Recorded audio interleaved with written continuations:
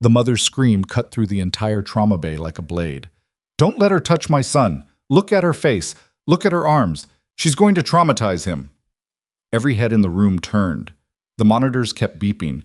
The 6-year-old boy on the gurney was bleeding from a head laceration, his small fingers clutching the sheet, and the nurse reaching for his IV line had burn scars running from her jaw down the left side of her neck, disappearing beneath the collar of her scrubs. Scars that didn't fade. Scars that pulled the skin tight and made strangers flinch without meaning to. The nurse didn't move. She didn't pull her hand back. She kept her eyes on the child's vitals and said nothing. Her name was Lara Voss. And in 3 weeks, Hargrove Memorial Hospital in Delwood, Montana, was going to try to destroy her.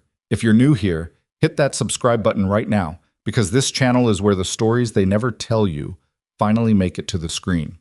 Drop a like and comment below with your city and your country. I want to see exactly how far this story travels. Don't go anywhere, because what happens to Lara Voss over the next 2 hours is the kind of thing that stays with you long after the screen goes dark.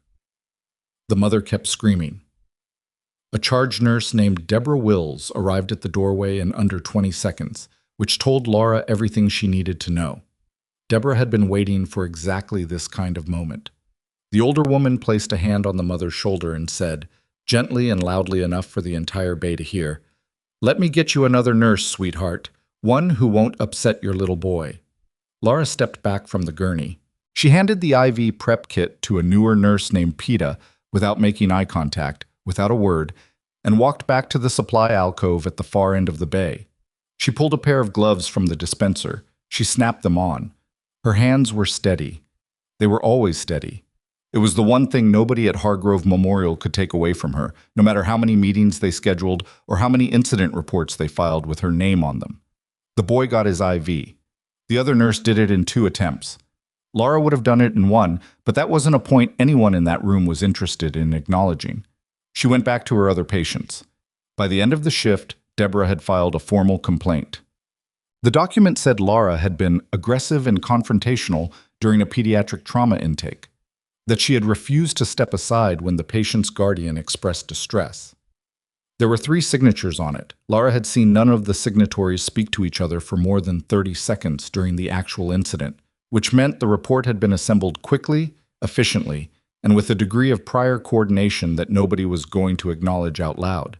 She read it standing in the hallway outside the nursing director's office, leaning against the wall with her arms crossed, her jaw working slowly the way it did when she was processing something she didn't intend to show on her face. The nursing director was a man named Gerald Fitch. He had a framed degree from a school in Connecticut and a handshake that lasted slightly too long and felt like a negotiation. He told Lara to sit. She sat. He told her this was the 4th complaint in 6 weeks. She said she was aware. He told her the hospital had an image to maintain, that patient comfort was paramount, and that certain staff members, through no fault of their own, could create an environment of unease simply by their presence. He did not look at her scars when he said this. He didn't have to. "I'm recommending a formal performance review," he said. "Given the pattern, I want you to understand that continued employment here is contingent on that review's outcome." Lara looked at him for a moment. "What pattern are we talking about, Gerald?" He shifted in his chair. "The complaints, 4 complaints in 6 weeks, all originated by Deborah Wills or submitted within 2 hours of a shift she supervised. 3 of those involved patients who had no documented complaint and whose family members were approached by Deborah before any paperwork was filed." She kept her voice even. "I've treated 47 patients in those 6 weeks. 46 were discharged without incident. The 47th was a septic shock case that the attending wanted to manage with oral antibiotics. I escalated. The patient lived." She let that sit for a second. "That's the pattern I'm aware of." Fitch looked uncomfortable in the way administrators looked uncomfortable when they had already decided on an outcome and were simply completing the formality of the conversation that preceded it. "Lara, do what you need to do," she said. She stood up, set the complaint document on his desk, and left the office without waiting for a response. She walked back to the trauma bay because there were still 4 hours left in her shift and 3 patients who needed her more than Gerald Fitch needed to feel comfortable with the decision he had already made. What most people at Hargrove Memorial knew about Lara Voss was this. She had transferred from a hospital in Wyoming 2 years earlier. She kept to herself. She was technically proficient in ways that sometimes made attending physicians visibly irritated, and she had burn scars that covered the left side of her neck, her jaw, most of her left forearm and hand, and a section of her upper chest visible above her scrubs when she moved a certain way. The scars were old, layered and settled, the kind that had finished the long process of healing years ago. She never explained them.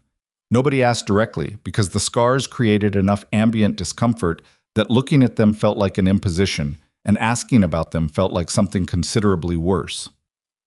Outside work, Lara Voss occupied the smallest possible footprint. A studio apartment 12 minutes from the hospital. A used truck with a cracked passenger side mirror she kept telling herself she would replace. A collection of medical and pharmacological journals she read on days off, organized by subject on a shelf above a desk that had nothing personal on it. No photographs, no decorative objects. Nothing that would require explanation if someone happened to see it. She had a habit of doing inventory in her head before she fell asleep. What she'd treated that day, what she'd missed, what she could have approached faster, what a different call in a critical moment might have changed. It was a methodical, systematic habit, a soldier's habit. She'd stopped noticing she did it years ago, the same way you stop noticing the sound of traffic outside a window you've slept beside long enough. The performance review was scheduled for a Thursday. On the Tuesday before it, something arrived that changed the shape of everything. It started the way genuine emergencies always started in a trauma bay, with a radio call that used the wrong codes, followed immediately by a second call correcting the first, and the correction somehow contained information that made the initial wrong call seem almost preferable. A chemical processing plant 30 miles outside Delwood, a facility called Varick Industrial, had experienced a catastrophic pressure system failure in one of its production units. 13 workers had been evacuated. 4 were in critical condition with confirmed inhalation injuries. 2 of those 4 were presenting with symptoms the paramedics on scene couldn't confidently identify, which meant the attending physicians at Hargrove Memorial were going to be working without a complete clinical picture from the moment the ambulances arrived. Lara was halfway through a suture job on a construction worker's forearm when the alert came through the overhead system. She tied off the suture cleanly, covered the wound, told the man to keep firm pressure on it and do not move that arm, and was moving toward the trauma bay doors before the intercom finished its announcement. The first 2 workers arrived by ambulance 4 minutes later. Lara read their intake vitals off the paramedics' board before the first stretcher fully cleared the bay entrance. Both patients had oxygen saturation readings that were declining faster than standard inhalation injury progression could explain. One of them, a broad-shouldered man in his mid-50s, still wearing a hard hat someone on the scene had forgotten to remove, was presenting with a fine rhythmic tremor in both hands and along his jaw that wasn't consistent with shock, hypoxia, or straightforward carbon monoxide exposure at this stage of presentation. The attending on call was a surgeon named Dr. Marcus Holt. He was 42, well-regarded in the region, and had the specific kind of confidence that comes from being right often enough to begin treating certainty as a reasonable default. He took one look at the intake sheet, did a brief visual assessment of both patients, and said, "Smoke inhalation, probable mild CO exposure, standard protocol, high flow O2, get labs, get a CO level." "That tremor isn't CO," Lara said.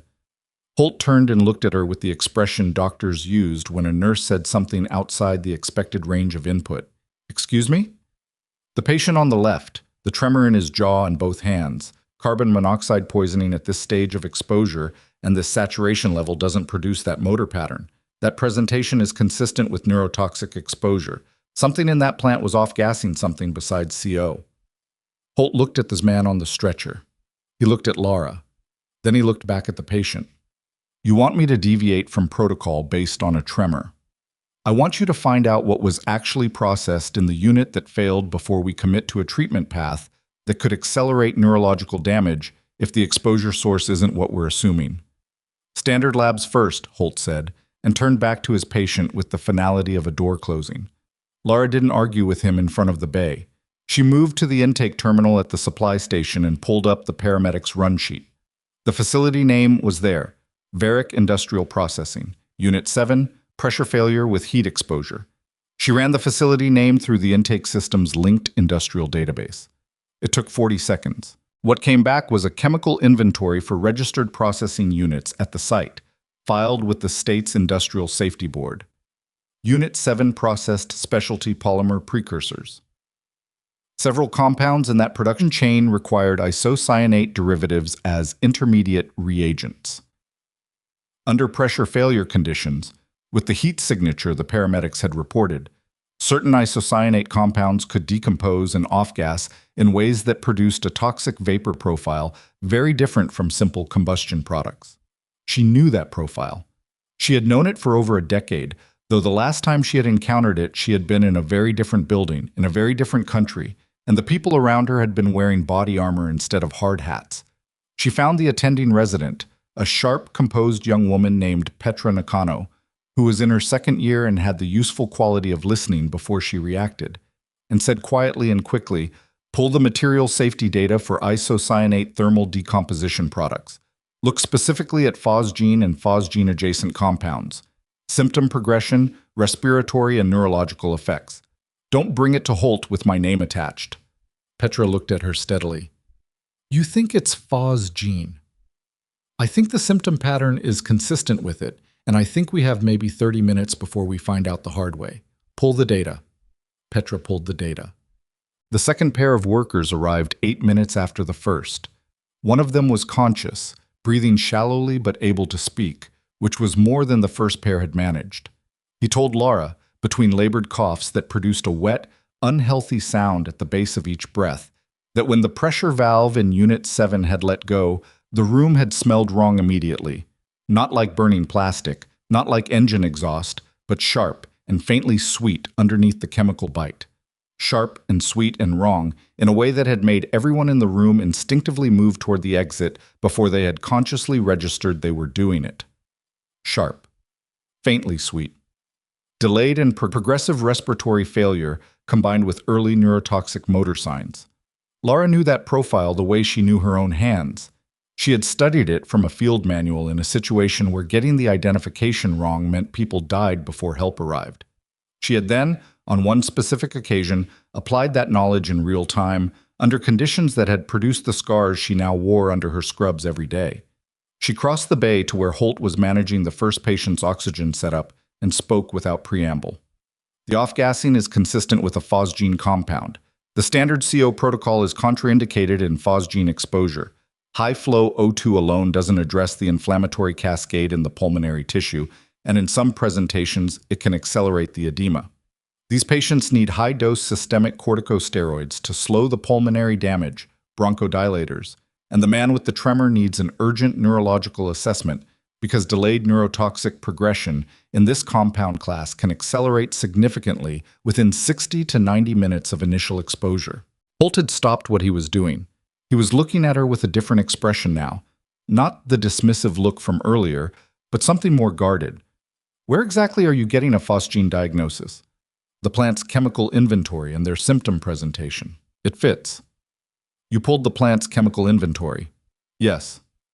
"During an active intake?" "It took 40 seconds. Holt's jaw tightened. The bay had gone quiet in the specific, attentive way that spaces went quiet when a conflict became interesting enough to override the professional habit of pretending not to listen. Deborah Wills had come down from the floor when the mass casualty alert went out, which was standard procedure, and she was standing near the supply station with her arms folded in a posture that was technically appropriate for her position and communicated something else entirely. "You are a trauma nurse," Holt said, with deliberate spacing between the words. "I am the attending physician. I will run this bay according to established protocol. Your protocol is going to put that man on a ventilator within the hour. Get back to your assigned patients." Lara looked at Roy Gallagher. She'd seen his name on the intake band when they'd brought him in. Roy Gallagher, 19 years at Varick Industrial, his hard hat still on his head when the paramedics rolled him in. His oxygen saturation had dropped 4 more points in the time she'd been standing at Holt's side. The tremor in his hands was more pronounced. His eyes were tracking the ceiling with the slightly unfocused quality of someone whose neurological function was starting to lose the precision contest with whatever was happening inside him. She went back to her station, she picked up her chart tablet, and she began to document precisely, chronologically, in the careful clinical language she had learned to use because it left no room for later reinterpretation. She documented the symptom patterns she had observed. She documented the chemical inventory findings. She documented the specific treatment recommendations she had made, the time she had made them, the attending physician's response, and the current status of each patient. She included the timestamp on every entry. She did it quickly and without visible agitation, because agitation was information you gave to people who were already looking for reasons to dismiss you, and she had stopped handing that out for free a long time ago. Holt's standard protocol went in at 6:14 p.m. By 6:29 p.m., Roy Gallagher's oxygen saturation had dropped to a level that triggered an automatic monitor alarm. His respiratory rate was climbing. The pulmonary edema was advancing faster than the ventilation setup was compensating for, and the tremor that had been limited to his hands and jaw had migrated to his shoulders and upper arms. Holt was at the bedside, and his voice had taken on the clipped, precise quality that experienced clinicians used when they were managing a situation that was moving faster than anticipated. Petra caught Lara's eye from across the bay. She didn't say anything. She didn't need to. Lara walked to the medication cabinet. She drew methylprednisolone at a dosage calibrated for acute inflammatory pulmonary injury and combined it with a bronchodilator pairing she had used once before in a context she had never documented in any civilian medical record. She labeled both syringes. She crossed the bay to where Holt stood at Roy Gallagher's bedside and held them up.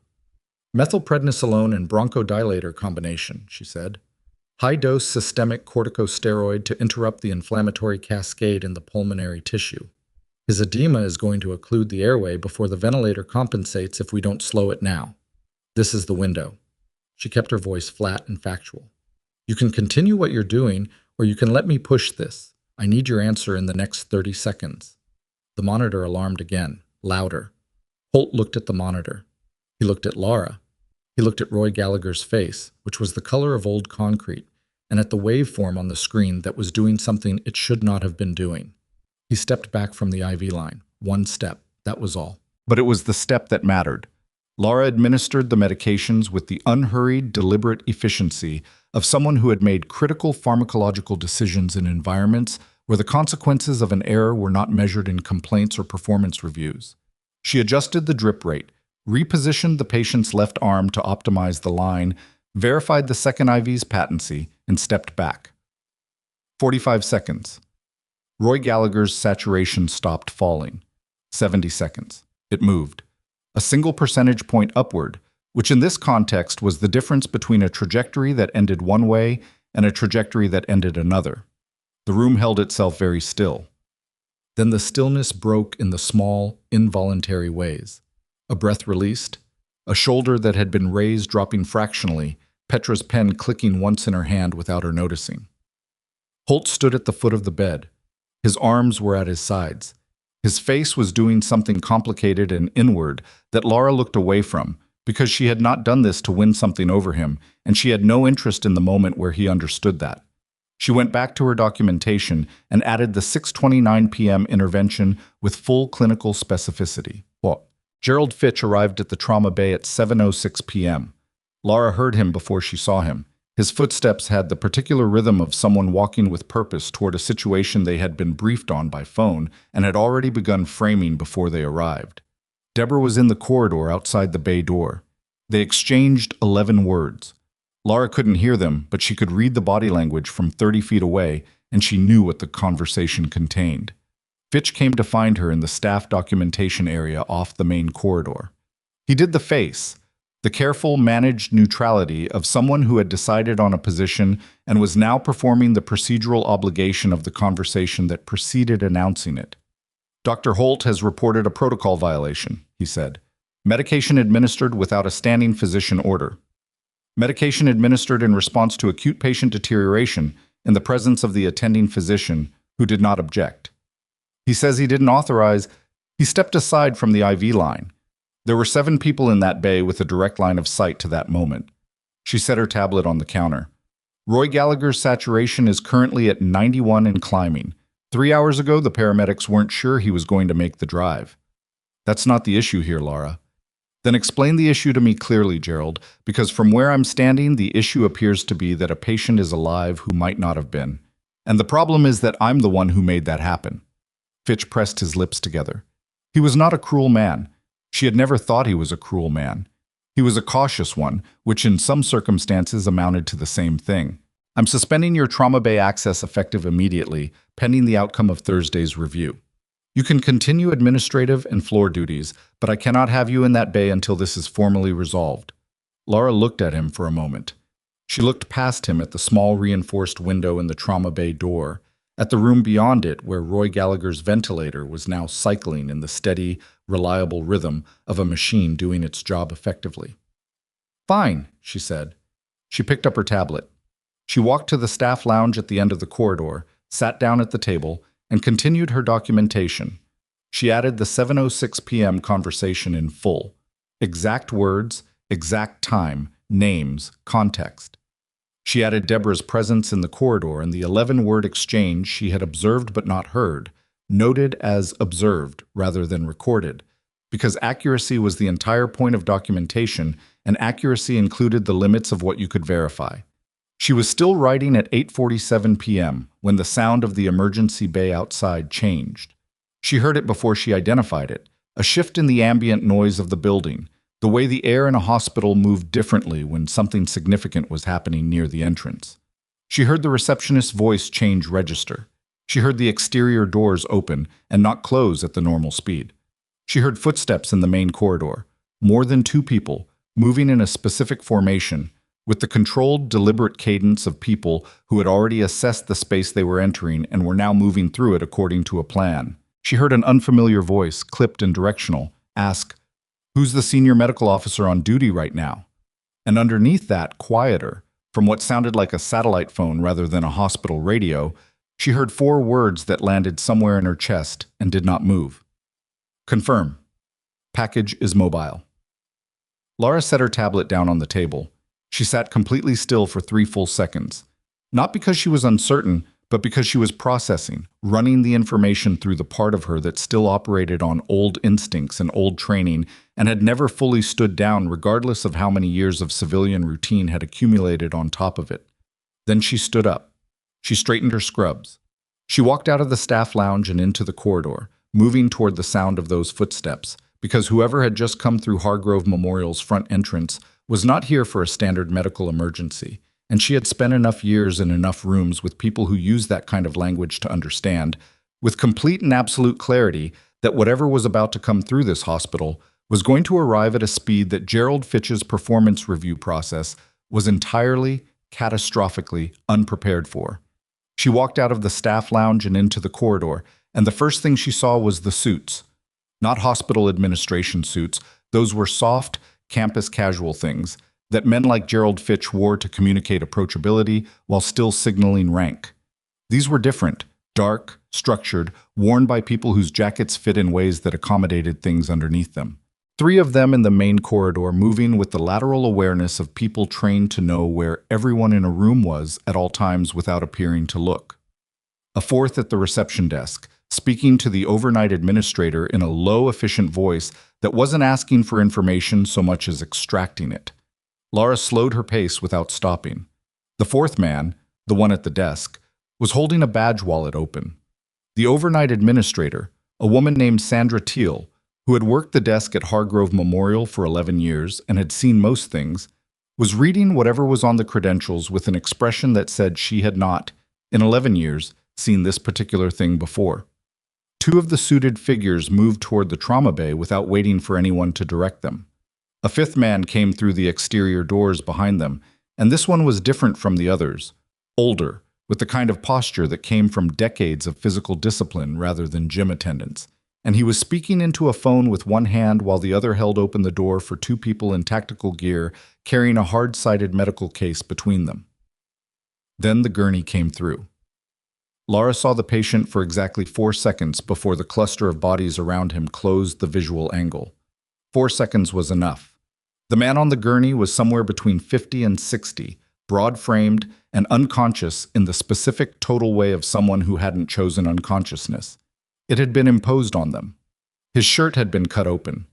There was a field dressing on his left side, high up, near the axilla, and a second one at his right thigh, and both dressings were the kind of professional field application that didn't happen in a standard ambulance. Someone with specific training had done that work before this man arrived at a hospital.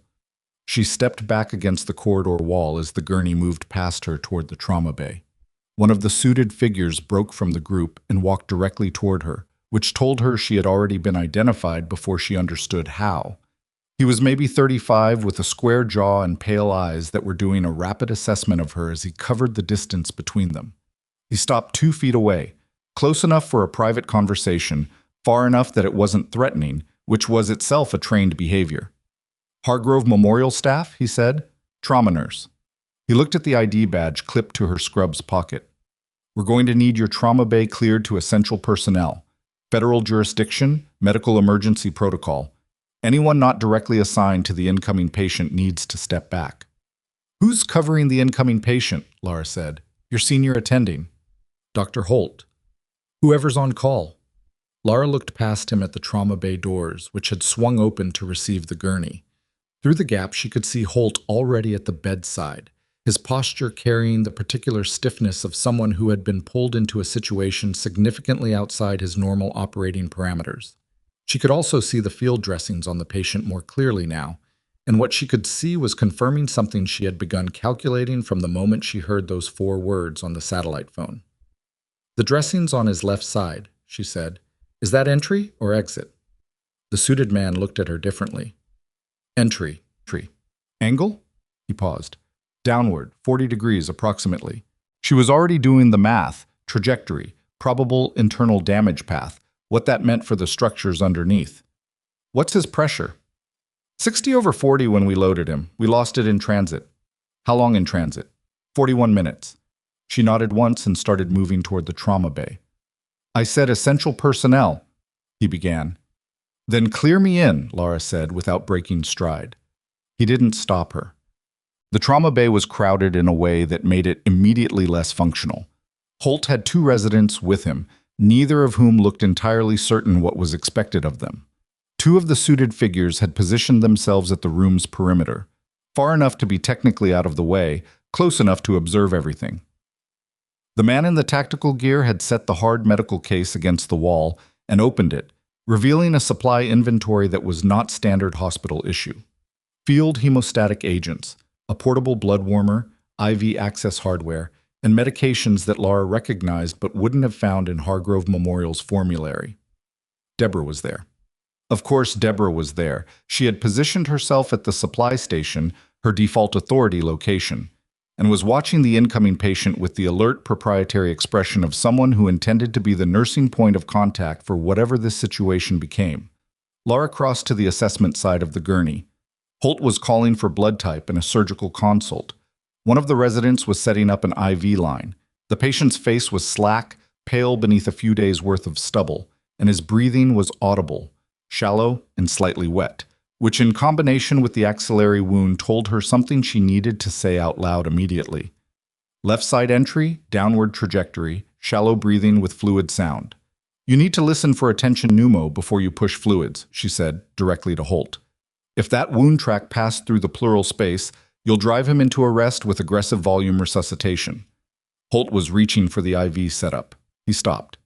He looked at her.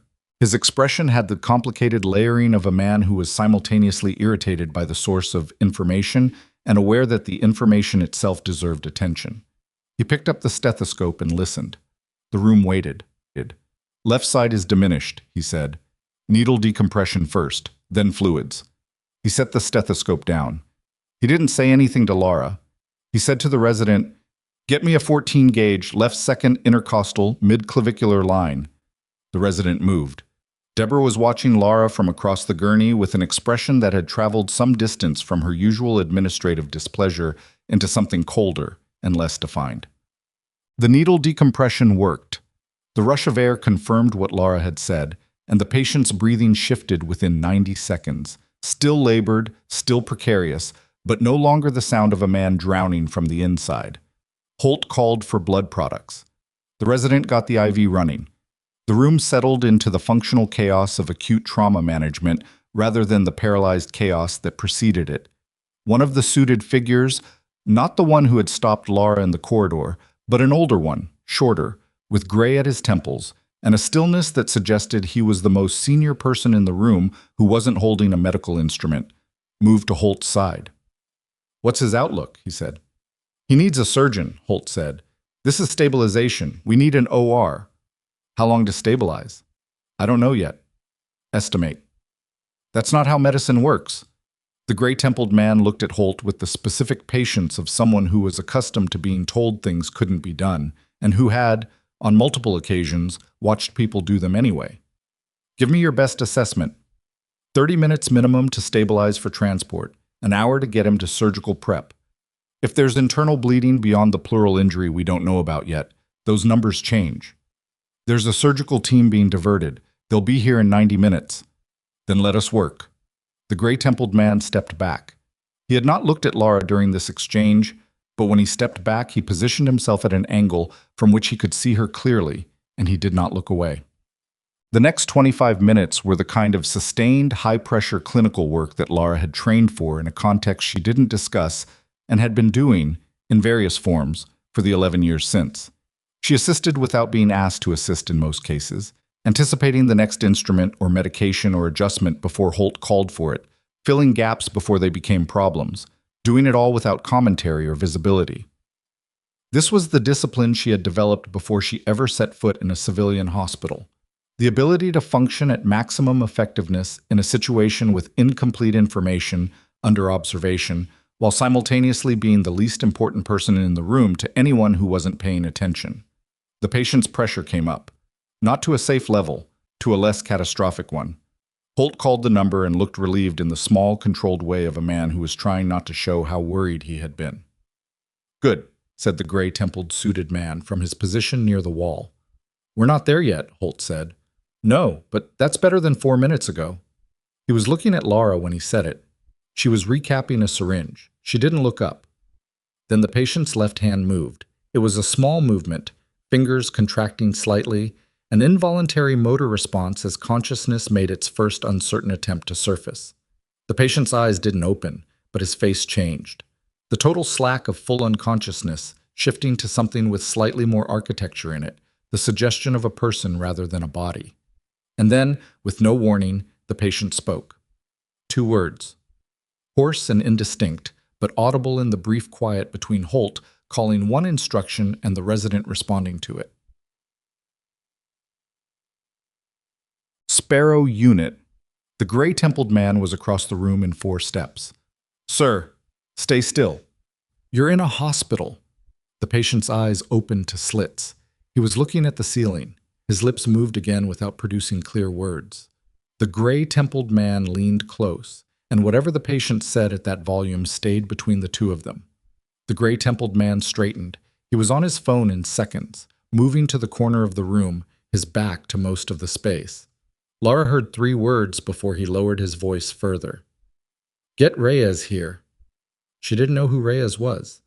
The name didn't connect to anything in the filing system of her memory, but the urgency in those 3 words, controlled, precise urgency, the kind that came from someone who understood exactly how bad a situation was and had moved past fear into pure operational response, told her that whoever was lying on that gurney was not the only variable in whatever equation these people were managing tonight. Deborah chose that moment to assert herself. It was, Lara thought later, almost impressively poorly timed, though she suspected Deborah didn't see it that way. The charge nurse crossed to the medication station where Lara was preparing the next round of supportive drugs and said, at a volume calibrated to be heard by Holt but presented as a private remark, "You're not supposed to be in this bay. Dr. Fitch suspended your access." Lara kept working. "I'm aware." "I'm going to have to call him." "Call him." "Lara." The use of her first name. Not a greeting, a grip. "I'm serious. You've already created enough problems tonight. Don't make this worse for yourself." Lara set down the medication she was preparing and looked at Deborah directly for the first time in the conversation. The man on that table had a tension pneumothorax when he came in. I identified it before the attending did. His pressure is currently 60 points higher than when he arrived. You can call Gerald Fitch right now and explain to him why you're trying to remove the nurse who kept this patient alive long enough for a surgical team to get here. Go ahead. Deborah's jaw tightened. Or Lara said. "You can let me do my job." She picked up the medication and crossed back to the gurney. Deborah didn't call Fitch.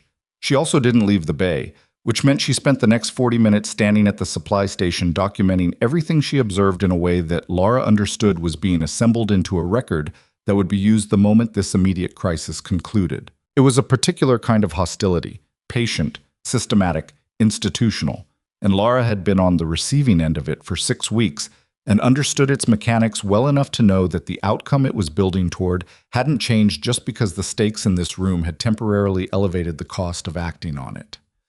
At 9:34 p.m., the trauma bay doors opened again. The man who walked through them was somewhere in his early 60s, with close-cropped gray hair and the deliberate, unhurried gait of someone who had walked into rooms like this before and had long since stopped being rattled by what he found in them. He was in civilian clothes, a dark jacket over a collared shirt, no tie, but he moved through the cluster of federal agents at the room's perimeter as though they were furniture, pausing only to exchange 4 words with the gray-templed man before crossing the floor toward the gurney. He stopped at the foot of the bed and looked at the patient for a long moment. Then he looked at Holt. "Status," he said. "Stable, but critical. Penetrating trauma, left thoracic entry, pneumothorax addressed. We've got him on blood products and pressors. The surgical team—" "I know where the surgical team is." He looked at the patient again. Then, slowly, he looked around the room. At the residents, at the suited figures, at Deborah still posted at the supply station. And his gaze traveled until it reached Lara, standing on the patient's right side, adjusting the IV drip rate. He looked at her for 4 seconds. Then he said quietly, to no one in particular, "Who did the needle decompression call?" The resident who had performed the procedure started to answer. Holt spoke over him. "It was a team assessment." The gray-templed man from his corner of the room said, "It was her." The newcomer looked at the gray-templed man, then back at Lara. "Name," he said, "Lara Voss. Trauma nurse." He studied her with the particular attention of someone cross-referencing what they were seeing against something they already knew. It was a look she had been on the receiving end of before, in a different life, in situations where being recognized carried consequences that varied significantly depending on who was doing the recognizing. "Voss," he said. It wasn't a question. It was something else, the specific intonation of a name being checked against a mental file. "Yes," she said. He didn't say anything else. He turned back to the patient and began asking Holt a series of precise questions about wound depth, blood loss volume, and the timeline of interventions, and Holt answered each one with the slightly diminished confidence of a man who had been the primary authority in the room 30 seconds ago and was recalibrating that status in real time. Lara went back to the IV line. Her hands were steady. They were always steady. The surgical team arrived at 10:52 p.m., not the 90 minutes the gray-templed man had estimated, 78. 4 people, traveling light, with equipment that overlapped with, but was not identical to what the hard-sided case against the wall contained. They took over the patient's management with the frictionless, synchronized efficiency of a team that had worked together in settings where friction cost lives, and within 6 minutes the bay had reorganized itself around them, without anyone explicitly directing the reorganization. Holt stepped back. It was a different kind of stepping back from what he'd done earlier in the evening, when he'd moved away from the IV line and let Lara administer the medication that kept Roy Gallagher's saturation from bottoming out. This was institutional, a senior physician making way for a higher-level team, and Holt handled it with a professional composure that Lara gave him credit for, because it wasn't a comfortable position for someone with his particular relationship to his own competence. The man with the close-cropped gray hair, she still didn't have a name for him, positioned himself at the edge of the surgical team's working space and observed without interfering. The gray-templed man was on his phone again, near the door. 2 of the suited figures had stepped out into the corridor. Lara was, by any reasonable assessment, peripheral at this point. The surgical team didn't need her. The patient was in hands more specialized than hers. She could have left the bay.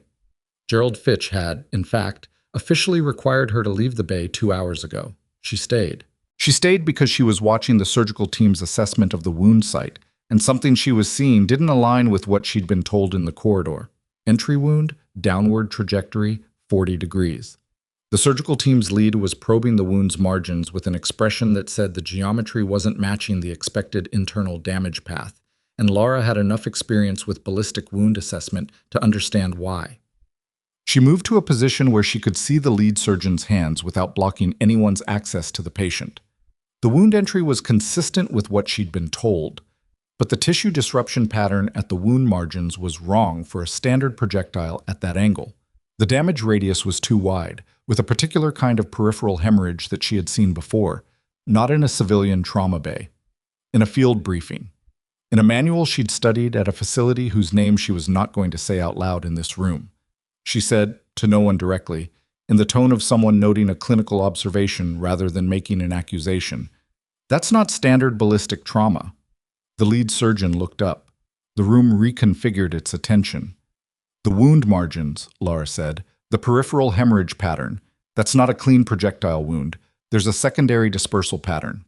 She paused, because she was about to say something that she had never said in a civilian context in 11 years, and once she said it, there was no way to unsay it.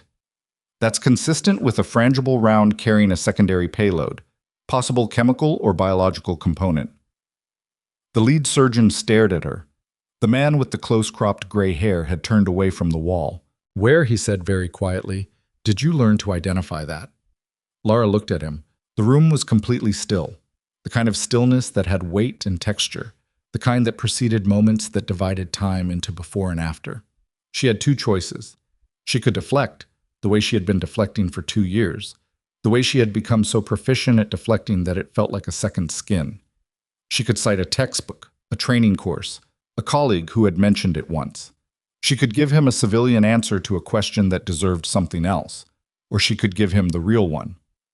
"From the same place the man on that table got those scars on his right forearm," she said. The silence stretched. The man with the close-cropped gray hair looked at the patient's right forearm, which was exposed beneath the surgical draping. And on it, visible even now, were the particular marks that Lara had noticed the moment the gurney came through the trauma bay doors. Not burn scars, not surgical scars. The specific, identifiable marking pattern of someone who had been through a chemical exposure event in a classified operational context. A pattern she recognized because she had seen it on her own reflection in a mirror 11 years ago, in the early weeks before her scars had fully declared what they intended to become. The man with the close-cropped gray hair looked at her forearm, at the scars beneath her rolled-back scrub sleeve, then at her face. "Your name," he said. Not her current name. He said it with the inflection of someone asking for a different answer than the one she'd already given. "Your actual name." Before she could respond, the lead surgeon said sharply, "I need everyone who is not surgical support out of this bay right now. If there is a secondary payload in this wound, we are in a potential containment situation, and this room needs to be controlled." The gray-templed man was already on his radio, his voice dropping into the clipped staccato cadence of someone issuing instructions that would be executed before he finished the sentence. Two of the suited figures came back through the doors. Holt was asking a question nobody was answering. Lara didn't move. The lead surgeon looked at her. "Out." "If it's a chemical payload," Lara said, "and it's what I think it is based on that dispersal pattern, you need a different antidote profile than what's in your case.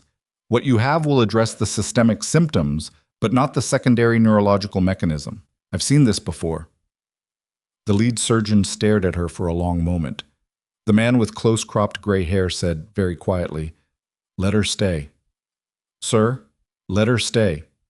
His voice had not gotten louder. It had gotten quieter, which was more effective. He crossed the room in 6 steps and stood directly in front of Lara. Up close, his eyes were dark and still and doing the same cross-referencing calculation they'd been doing since he arrived. "What antidote profile?" Lara looked at the hard-sided case against the wall. She looked at the surgical team's field inventory. She ran the calculation, compound class, dispersal pattern, body weight, time elapsed since wounding, and she gave him the answer. Specific drug names, specific doses, specific sequence and timing. He listened to every word without interrupting. When she finished, he was quiet for 3 seconds. Then he said, "You were at Kessler Basin." It was not a question. It was not the name of a place she had heard spoken out loud in 2 years. It was the name of a classified operational site in a country she was not going to name, where 11 years ago a field medical unit had been caught in a chemical dispersal event during an extraction, and where she had administered emergency treatment to 6 wounded operatives under conditions that had lasted 4 hours and 40 minutes, and had left her with scars that ran from her jaw to her forearm. She had never told anyone at Hargrove Memorial what those scars were from. She had never told anyone in Delwood, Montana. She had never told anyone in Wyoming, where she'd worked before.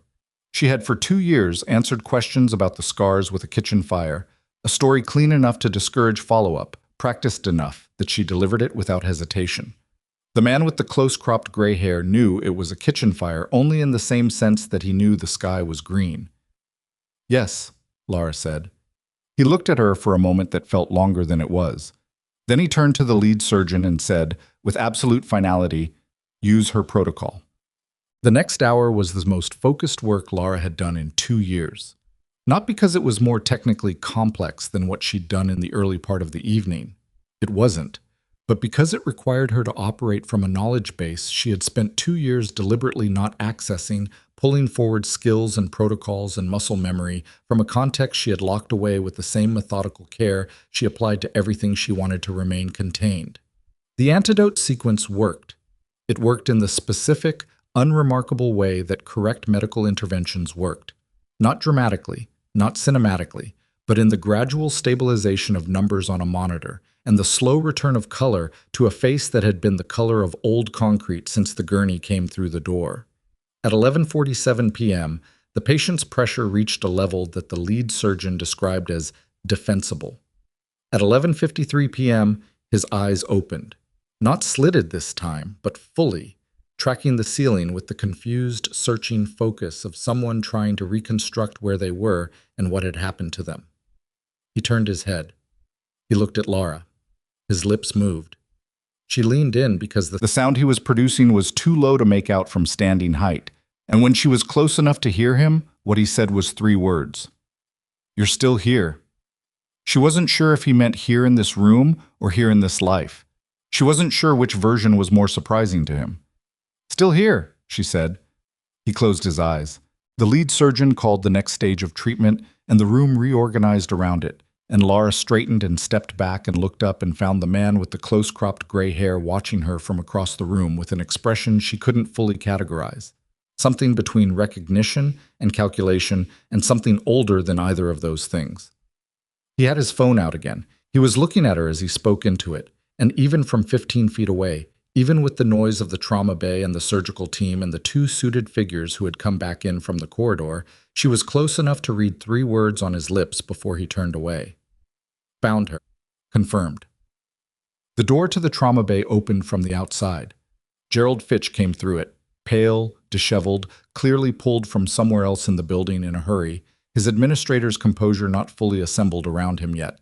He took in the room, the suited figures, the surgical team, the hard medical case, the patient, and his eyes moved until they found Lara, and the expression that crossed his face was the specific expression of a man who had sent a carefully constructed letter and returned to find that the address no longer existed.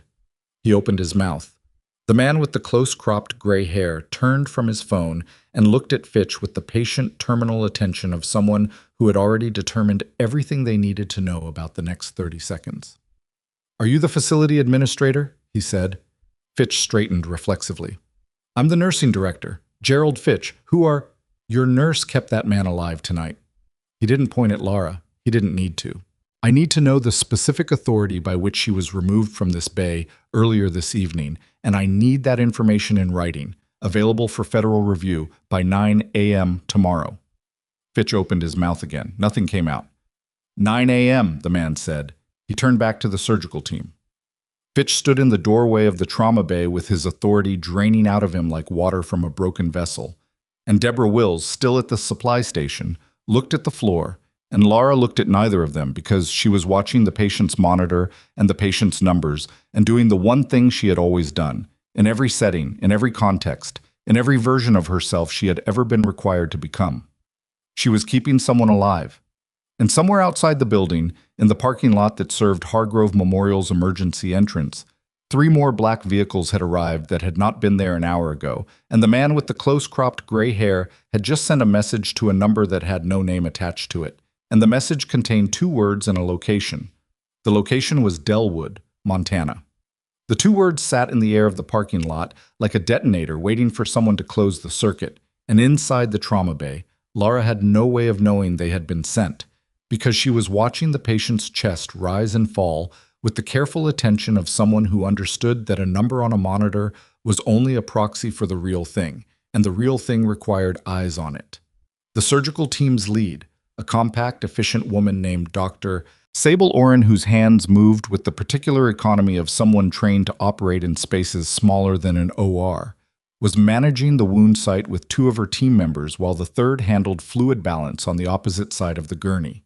The antidote sequence Lara had provided was running on a secondary IV line, and the patient's color had shifted incrementally in the last 40 minutes, from the gray of acute crisis to something closer to the pale, exhausted look of a body fighting its way back from significant damage. It was not recovery. It was the preliminary phase of the long, ugly process that preceded recovery. But the numbers were moving in the right direction, and in trauma medicine, direction was often the best information you had. Gerald Fitch had not moved from the doorway. He was standing there with the expression of a man who had walked into a building he recognized and found the interior completely rearranged, and who was processing the realization that the rearrangement was not temporary. The man with the close-cropped gray hair, Lara still had no name for him, had not asked, because asking would have required a conversational exchange she didn't have the bandwidth for right now, had returned to his position near the wall and was engaged in a quiet, rapid phone conversation that had been ongoing for 7 minutes. The gray-templed man was outside in the corridor. The suited figures at the room's perimeter had been joined by a 5th, a woman in her 30s with a tablet and the manner of someone processing information faster than she was producing visible reactions to it. Deborah had not left either.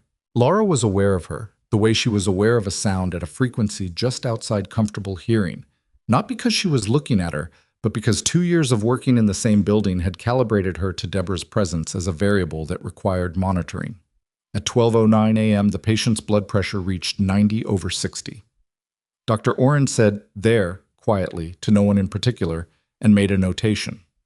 The resident who had come in with Holt's original team, the one who had performed the needle decompression at Holt's direction, was still in the room, positioned at the periphery with the stillness of someone who understood they were witnessing something that exceeded their current category of experience and had decided that staying quiet and present was more valuable than anything they might say. Holt himself had left 20 minutes ago. Lara didn't know if he'd been directed to leave or if he'd made that assessment himself. She suspected the latter. Holt had faults, significant ones, but he wasn't someone who required explicit removal. He had enough self-awareness to read a room that had shifted outside his jurisdiction and extract himself before it became formally uncomfortable. She gave him credit for that, too. The patient opened his eyes again at 12:14 a.m. This time they stayed open. He turned his head with the slow deliberation of someone managing pain that was significant but below the threshold that canceled conscious function, and he looked at the ceiling for a moment, then at the IV lines running into his arm, then at Dr. Oren's hands, then, following some internal logic, across the room to where Lara stood. He said, at a volume that required the room to be quiet to catch, "Tell me what you gave me, Doctor." Oren answered before Lara could. She gave him the antidote sequence in clinical terms, dosages, and timeline, the language of a physician, briefing a patient who had enough medical literacy to receive the full version. The patient listened. He looked at the IV line. He looked back at Dr. Oren. "That's not in your standard field kit." "No," Dr. Oren said. "Where did it come from?" Dr. Oren didn't answer that one. She looked briefly and involuntarily at Lara, which was information the patient received and processed. In the half-second he was conscious of it. He turned his head toward Lara. "You?" "The protocol, yes," Lara said. He looked at her for a moment, the particular look of someone reorganizing what they thought they knew about a situation. "You recognize the compound." "The dispersal pattern, yes." "From?" "You already know the answer to that," she said. He did. She could see it in the way his expression settled. Not surprise, but the specific neutrality of someone whose existing information had just been confirmed by a source they hadn't anticipated. He looked at the ceiling again. He said more quietly, "What's your name now?" "Lara Voss?" He made a sound that might have been acknowledgement or might have been something else. "Voss," he said. "Okay." His eyes closed again. Not unconsciousness, she could tell the difference, but the deliberate retreat of someone who needed to manage their energy budget carefully. The man with the close-cropped gray hair ended his phone call and walked toward Lara with the directional purpose he'd had since he walked through the trauma bay doors. He stopped beside her and looked at the patient's monitor for a moment. Not at her, the way people looked at a neutral object when they were about to say something they were still calibrating. "His name is Warren Okafor," he said. "I'm going to ask you to keep that inside this room." "All right." He's been embedded in a foreign logistics network for 22 months. The shooting tonight was not random. He paused. "The people who did it know he's here." Lara looked at him. "Know he's at Hargrove Memorial specifically?" "We're operating on that assumption." She looked at the trauma bay doors. The corridor beyond was visible through the reinforced window. Two suited figures visible, the glass giving her a narrow angle on the hallway and the waiting area beyond. "Then this building is a problem." "Yes." "You need to move him." "We need him stable enough to move. Dr. Oren's assessment is another 3 hours minimum." 3 hours. Lara ran the arithmetic on that. Facility vulnerability, single entrance point for the emergency bay. The parking lot configuration she'd memorized in the habit of memorizing spaces. How many people were in the building at this hour, and how many of them represented a liability in a security situation versus a resource. It was a kind of thinking she had not applied to Hargrove Memorial in 2 years of working here. The building looked different when you ran it through that filter. Most buildings did. "What's your name?" she said. He looked at her then. "Garrett Soon, Deputy Director." She didn't ask of what. The suited figures, the satellite phones, the federal jurisdiction declaration at the front desk, the surgical team that arrived in 78 minutes from whatever facility kept a team like that on standby. The institutional framework was legible enough without the title. "Soon," she said, "I need to know something." "Go ahead." "The round that hit him, you said frangible possible secondary payload. Your team's initial assessment, did you characterize it as assassination specific, purpose-built for a particular target?" Soon looked at her steadily. "Why?" "Because if it was purpose-built, the people who made it know his body chemistry.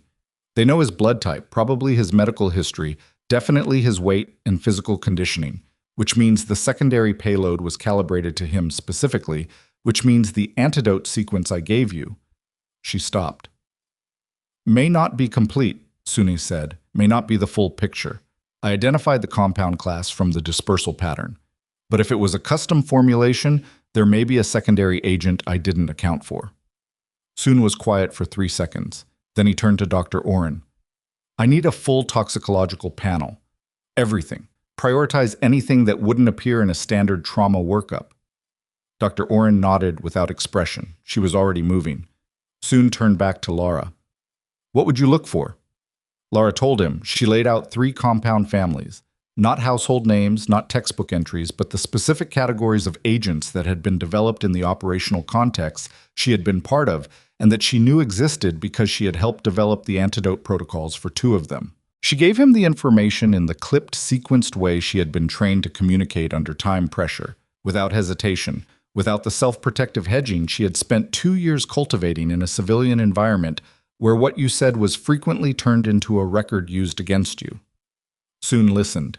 He asked 2 precise follow-up questions. She answered both. He nodded. And then, in the space between one moment and the next, the corridor outside the trauma bay window went wrong. What? She saw it before she could have said what she saw. A change in the quality of the light through the reinforced glass. A shift in the way the 2 suited figures in the corridor were holding themselves. The specific transition from routine monitoring posture to something that had a different center of gravity. One of them had his hand at his jacket. The other was on his radio. "Something's happening in the corridor," Lara said. Suni turned. He had his phone out in the same motion, his thumb moving before he'd finished turning. He said 2 words into the phone and then moved toward the trauma bay doors, and Lara followed him because the patient on the gurney was not in a state to be moved quickly. And if whatever was developing in the corridor came through those doors, the people in this room needed to know about it in time to respond rather than in time to react. The corridor was not what she'd expected. It was not a threat, not directly. It was a crowd of the wrong kind for this hour of the night, assembled in the waiting area at the near end of the hallway. 6 people, civilian-clothed, 2 of them with cameras on shoulder rigs, 1 holding a directional microphone on a boom pole. Press. Local press, by the equipment quality, but press nonetheless. And one of the suited figures was already engaged with a man in a blazer who was talking fast and holding up a phone in the manner of someone who had received information and intended to act on it before anyone could officially prevent him. Behind the camera crew, half visible in the waiting area entrance, was Gerald Fitch. He had his phone in his hand and the expression of a man who had either called these people or had called someone who had. Lara stopped. Soon, beside her, said something very quiet that was not intended for her. The man in the blazer was saying, loudly enough to be heard clearly from the corridor, "We have a source confirming a federal patient intake at this facility tonight, and we have a right to—" "This is a restricted area," the suited figure said. "It's a hospital. Under federal medical emergency protocol, which supersedes standard public access rights, you need to leave this area now." The man in the blazer looked past the suited figure and saw Soon standing in the corridor. His eyes moved, calculating.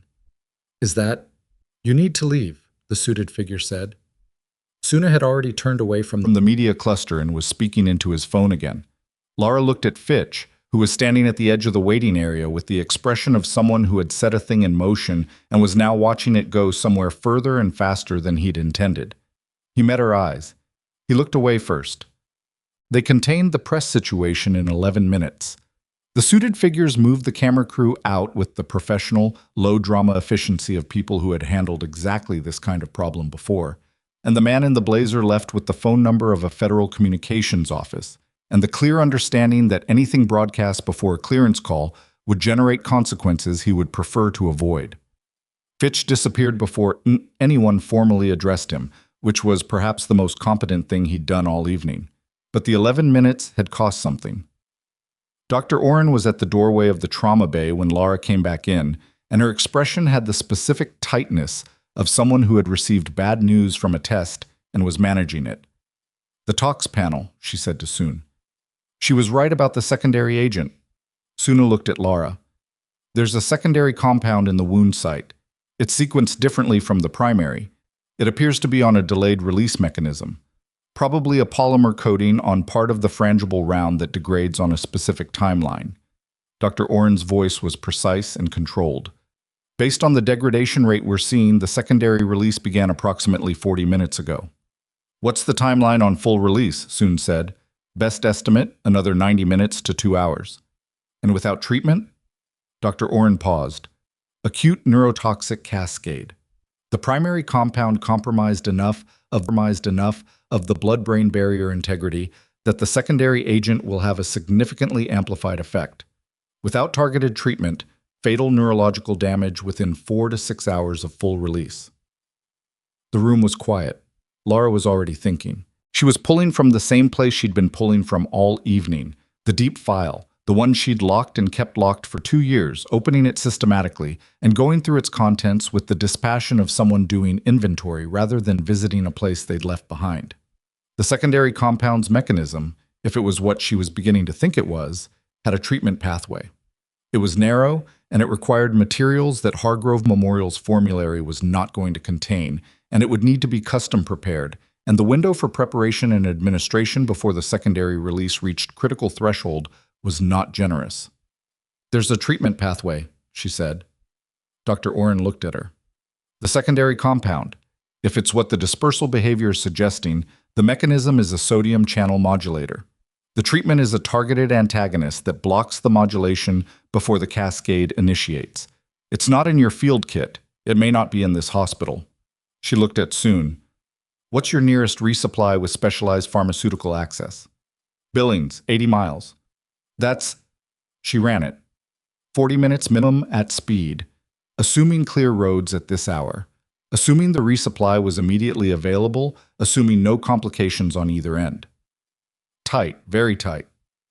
What do you need specifically? Soon said. She gave him the compound name. Then the alternative, in case the primary wasn't available.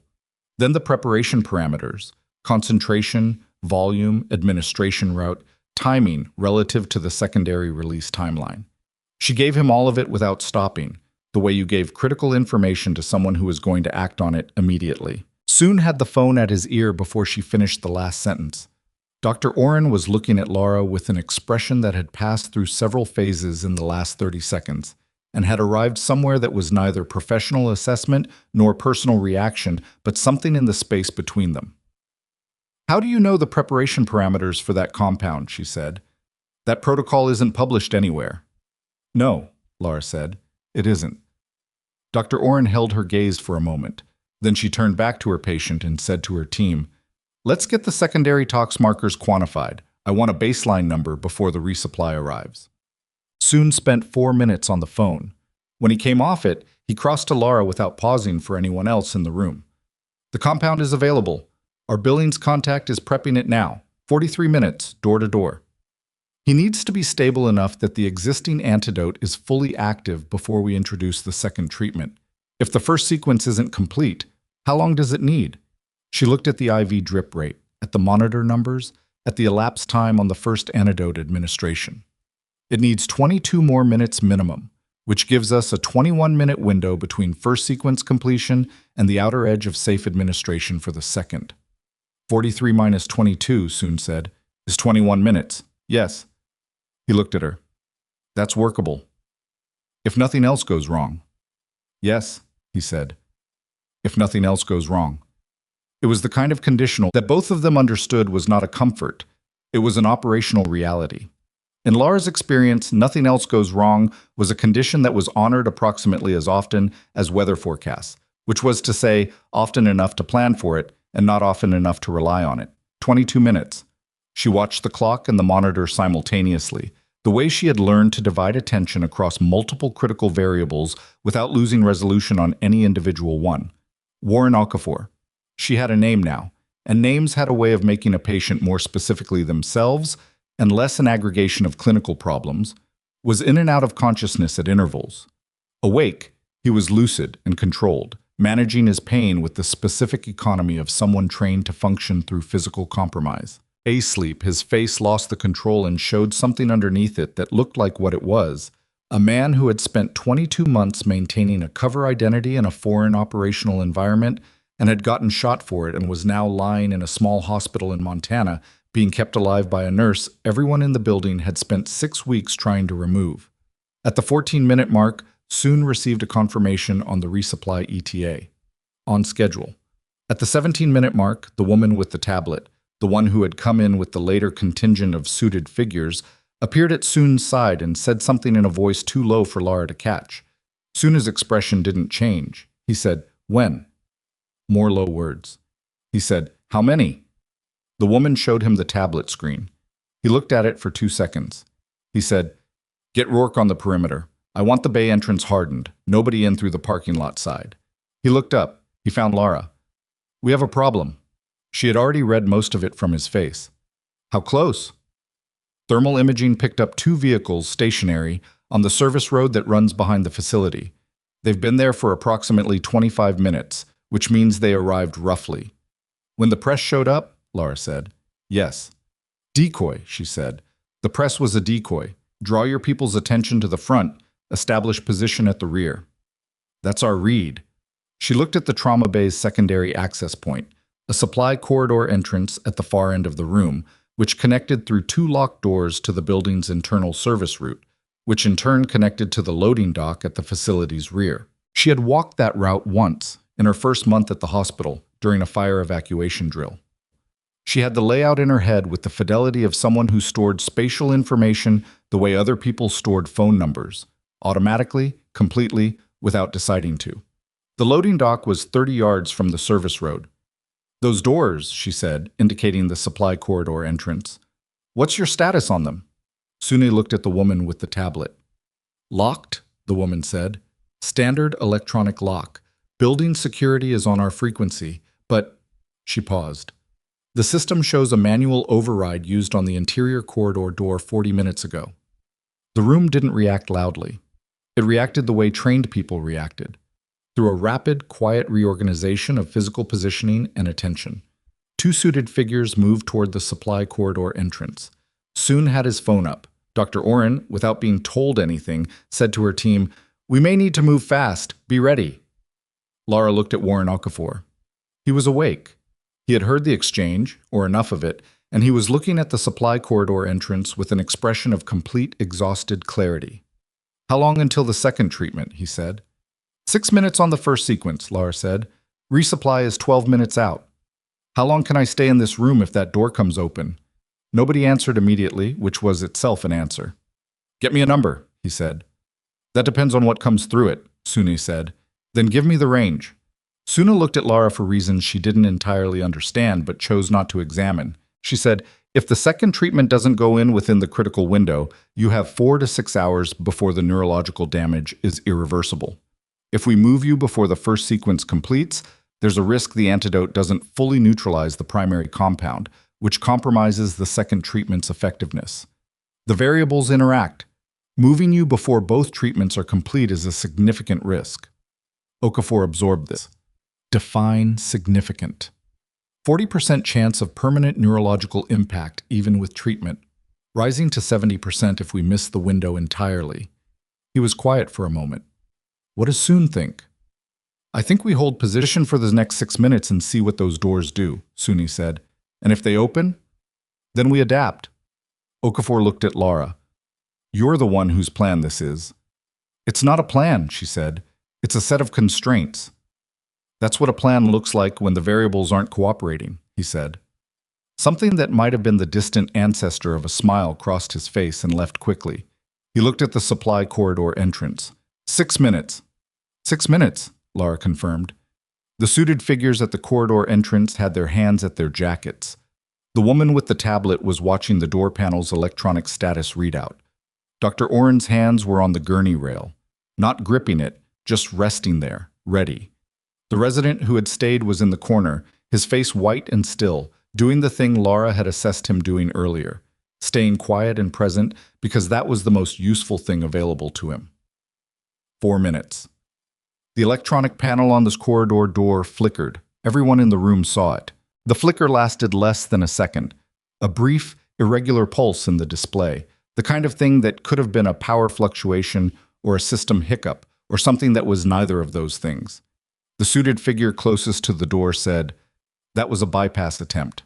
Soon said into his phone, "I need the loading dock status now." 3 minutes. The answer came back, and the answer was wrong, because the suited figure who had gone to check the loading dock access had not checked in on schedule, and not checking in on schedule was its own kind of answer. 2 minutes. The corridor panel flickered again. This time, it didn't stop. 1 minute. Lara reached the resupply courier's ETA in her head. The compound was still 9 minutes out. The first antidote sequence had 45 seconds remaining. The critical window between completion and administration of the second treatment was 21 minutes, and they were going to spend some of those minutes doing something other than medicine, and that fact was simply a variable she needed to incorporate. She went to the hard-sided case against the wall. She opened it. She found the portable blood warmer, the field hemostatic agents, the IV hardware. She found what she needed and moved it to the gurney's immediate perimeter, within reach. She did it quickly and without explanation, because explanation was time, and time was currently the most precisely managed resource in the room. The supply corridor door shuddered, not a flicker, a physical impact from the other side. Soon said very calmly, "Dr. Oren, prep for immediate transport." The door shuddered again. The electronic panel died completely, its display going dark, which meant the lock was no longer receiving power from the building system, which meant whatever was on the other side had done something to the power feed rather than the lock mechanism itself. The third impact was harder. And in the waiting area at the far end of the hallway, visible through the reinforced window in the trauma bay's main entrance door, Lara saw Gerald Fitch standing at the nurse's station with his phone at his ear, and she saw him look directly at the trauma bay window, and she saw his expression, And what she saw in his expression was not the alarm of a man watching a security situation unfold in his facility. It was something that looked considerably more like anticipation. The door at the far end of the supply corridor gave way. The door came open with the particular sound of something that had been forced rather than unlocked. A splintering of the frame's edge, where the bypass had failed to fully disengage the bolt, and the people on the other side had decided that waiting for a cleaner solution was not a luxury they had. Two figures came through, civilian clothes, which was the first thing Lara registered. The second thing was their movement pattern, tight, coordinated, the kind that didn't come from civilian context. The third thing was what the first one was carrying, held low against his thigh, which was a weapon that had no business being in a hospital supply corridor. Soon as people moved before Lara had completed that third registration. What happened in the next 40 seconds was controlled and fast and not clean. It was never clean, no matter what the training simulation suggested, because real spaces had equipment in them and real people moved in directions that weren't predicted, and the fluorescent lighting in a hospital trauma bay did not create the same visual conditions as a training facility. The first figure went down in the doorway, controlled, not permanently. Soon's operative had taken him to the floor with the specific economy of someone whose objective was containment, not elimination, and the sound it made was the sound of a body meeting linoleum with force.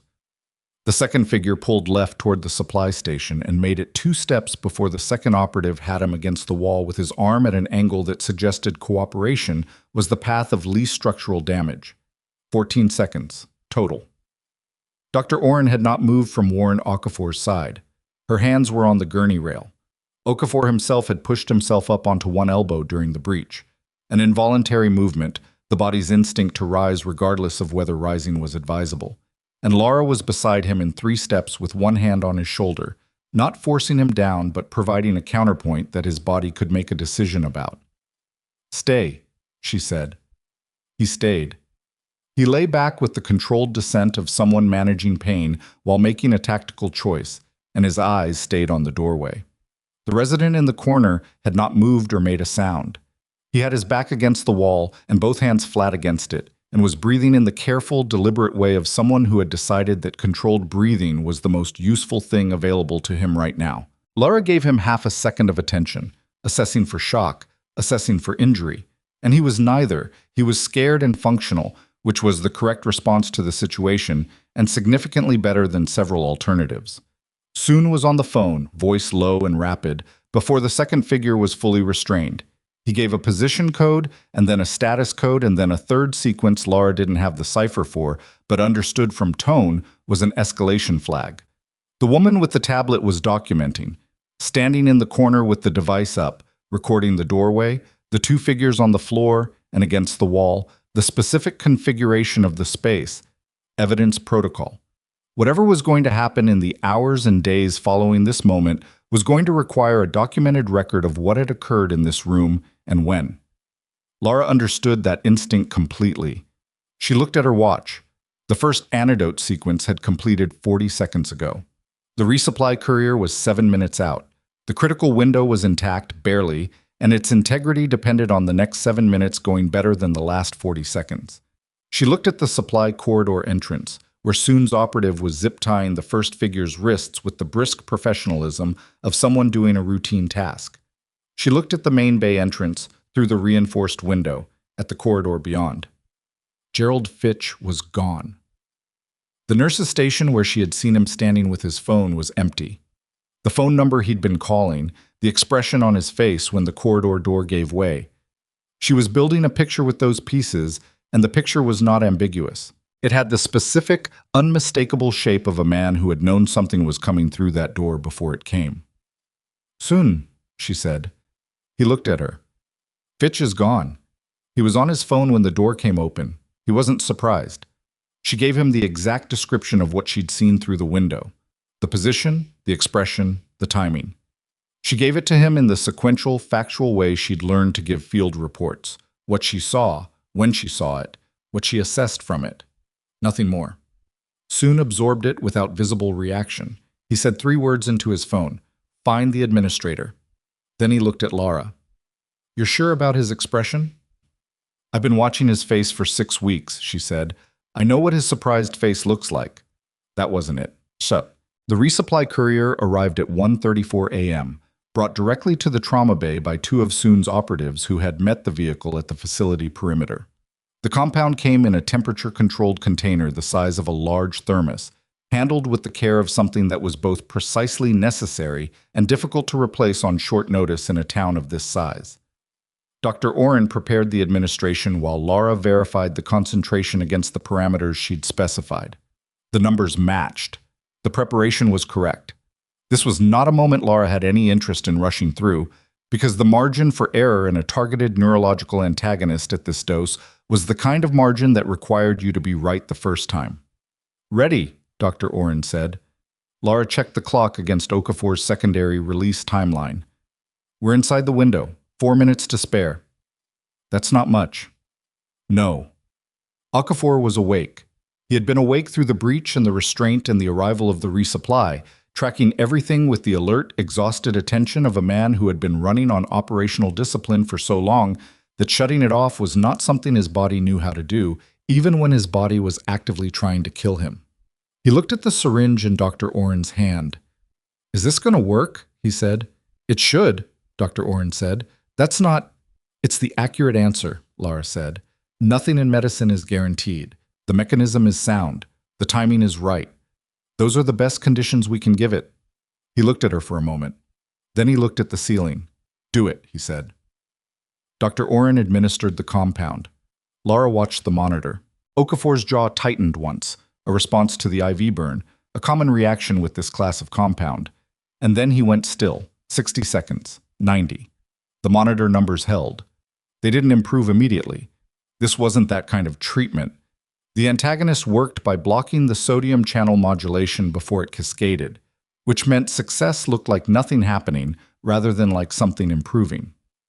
You were watching for the absence of a bad event rather than the presence of a good one, which was a harder thing to watch for and required a different relationship with patients than most medical situations demanded.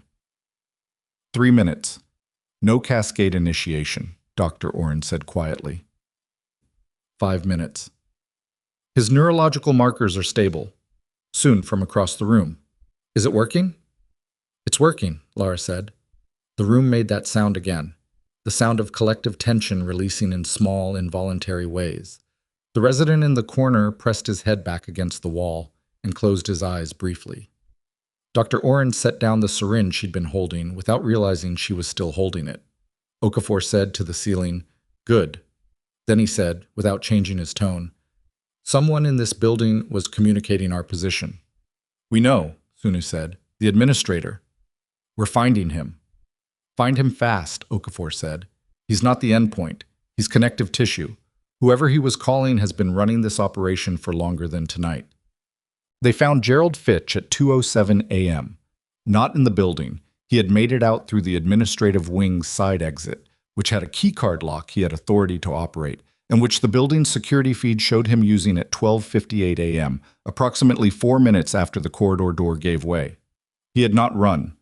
The security footage showed him walking at a brisk, controlled pace, carrying his jacket rather than wearing it, his phone in his hand. The walk of a man executing a planned departure, rather than a panicked one. He made it to his car in the staff parking lot. He made it out of the lot.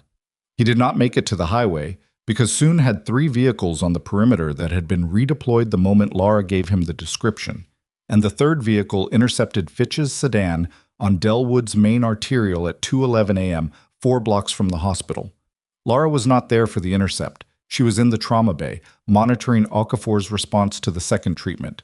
She learned about it from the woman with the tablet, who appeared in the bay doorway at 2:19 a.m. and gave Soon a quiet summary that Lara was close enough to hear. Fitch had been carrying a second phone, not the hospital-issued device, a personal prepaid that the intercept team found in his jacket pocket. It contained 12 outgoing calls over the previous 3 weeks, all to the same number, and the last of those calls had been made at 12:54 a.m., 6 minutes before he left the building. Suni brought this information to Lara's side with the manner of someone closing a loop. He was feeding them the patient's status updates, he said. He knew Okafor was coming before the ambulances arrived. Someone told him. "Who told him?" Lara said. "That's what's being established right now. He paused. He's being cooperative. The cooperative phase tends to happen quickly when people understand the jurisdictional weight of what they're in. Lara looked at Okafor's monitor. His numbers were stable, genuinely stable now, not the held breath stability of a treatment in progress, but the quieter, more durable numbers of a body that had been pulled back from the edge and was beginning, incrementally, to recognize solid ground. "Did he know about me?" she said. "Was that part of what he was providing?" Soon's pause was a fraction of a second too long. "Your presence in the facility was in the patient status updates, yes." She absorbed that. The performance review, the suspension from Bay access, the 6 weeks of documented complaints, the systematic campaign to remove her from the trauma floor. She had understood that campaign as institutional in origin, Deborah's particular combination of aesthetic hostility and territorial preservation, amplified by Fitch's administrative cowardice. She had not, until this moment, considered that it might have had a different function entirely. "How long has Fitch been in contact with them?" she said. "Establishing that now." "If it predates my hire—" She stopped. She ran it. Her transfer to Hargrove Memorial had come through standard channels, standard references, a straightforward application process. But the timing of when she had applied, the facility she had come from, the 2-year gap in her employment record that she had papered over with the kitchen fire story and a Wyoming address, those were pieces of a picture that someone paying the right kind of attention could have assembled. "You're wondering if you were specifically targeted," Suni said. "I'm wondering if the campaign to remove me from this hospital was about removing me from this hospital, specifically, before Okafor arrived." Soon looked at her. "Why would they want you removed specifically?" "Because someone knew what I could identify that your standard trauma team couldn't, the compound, the dispersal pattern, the treatment protocol." She kept her voice level, but the implications were assembling themselves in her head with the cold sequential logic of a field analysis.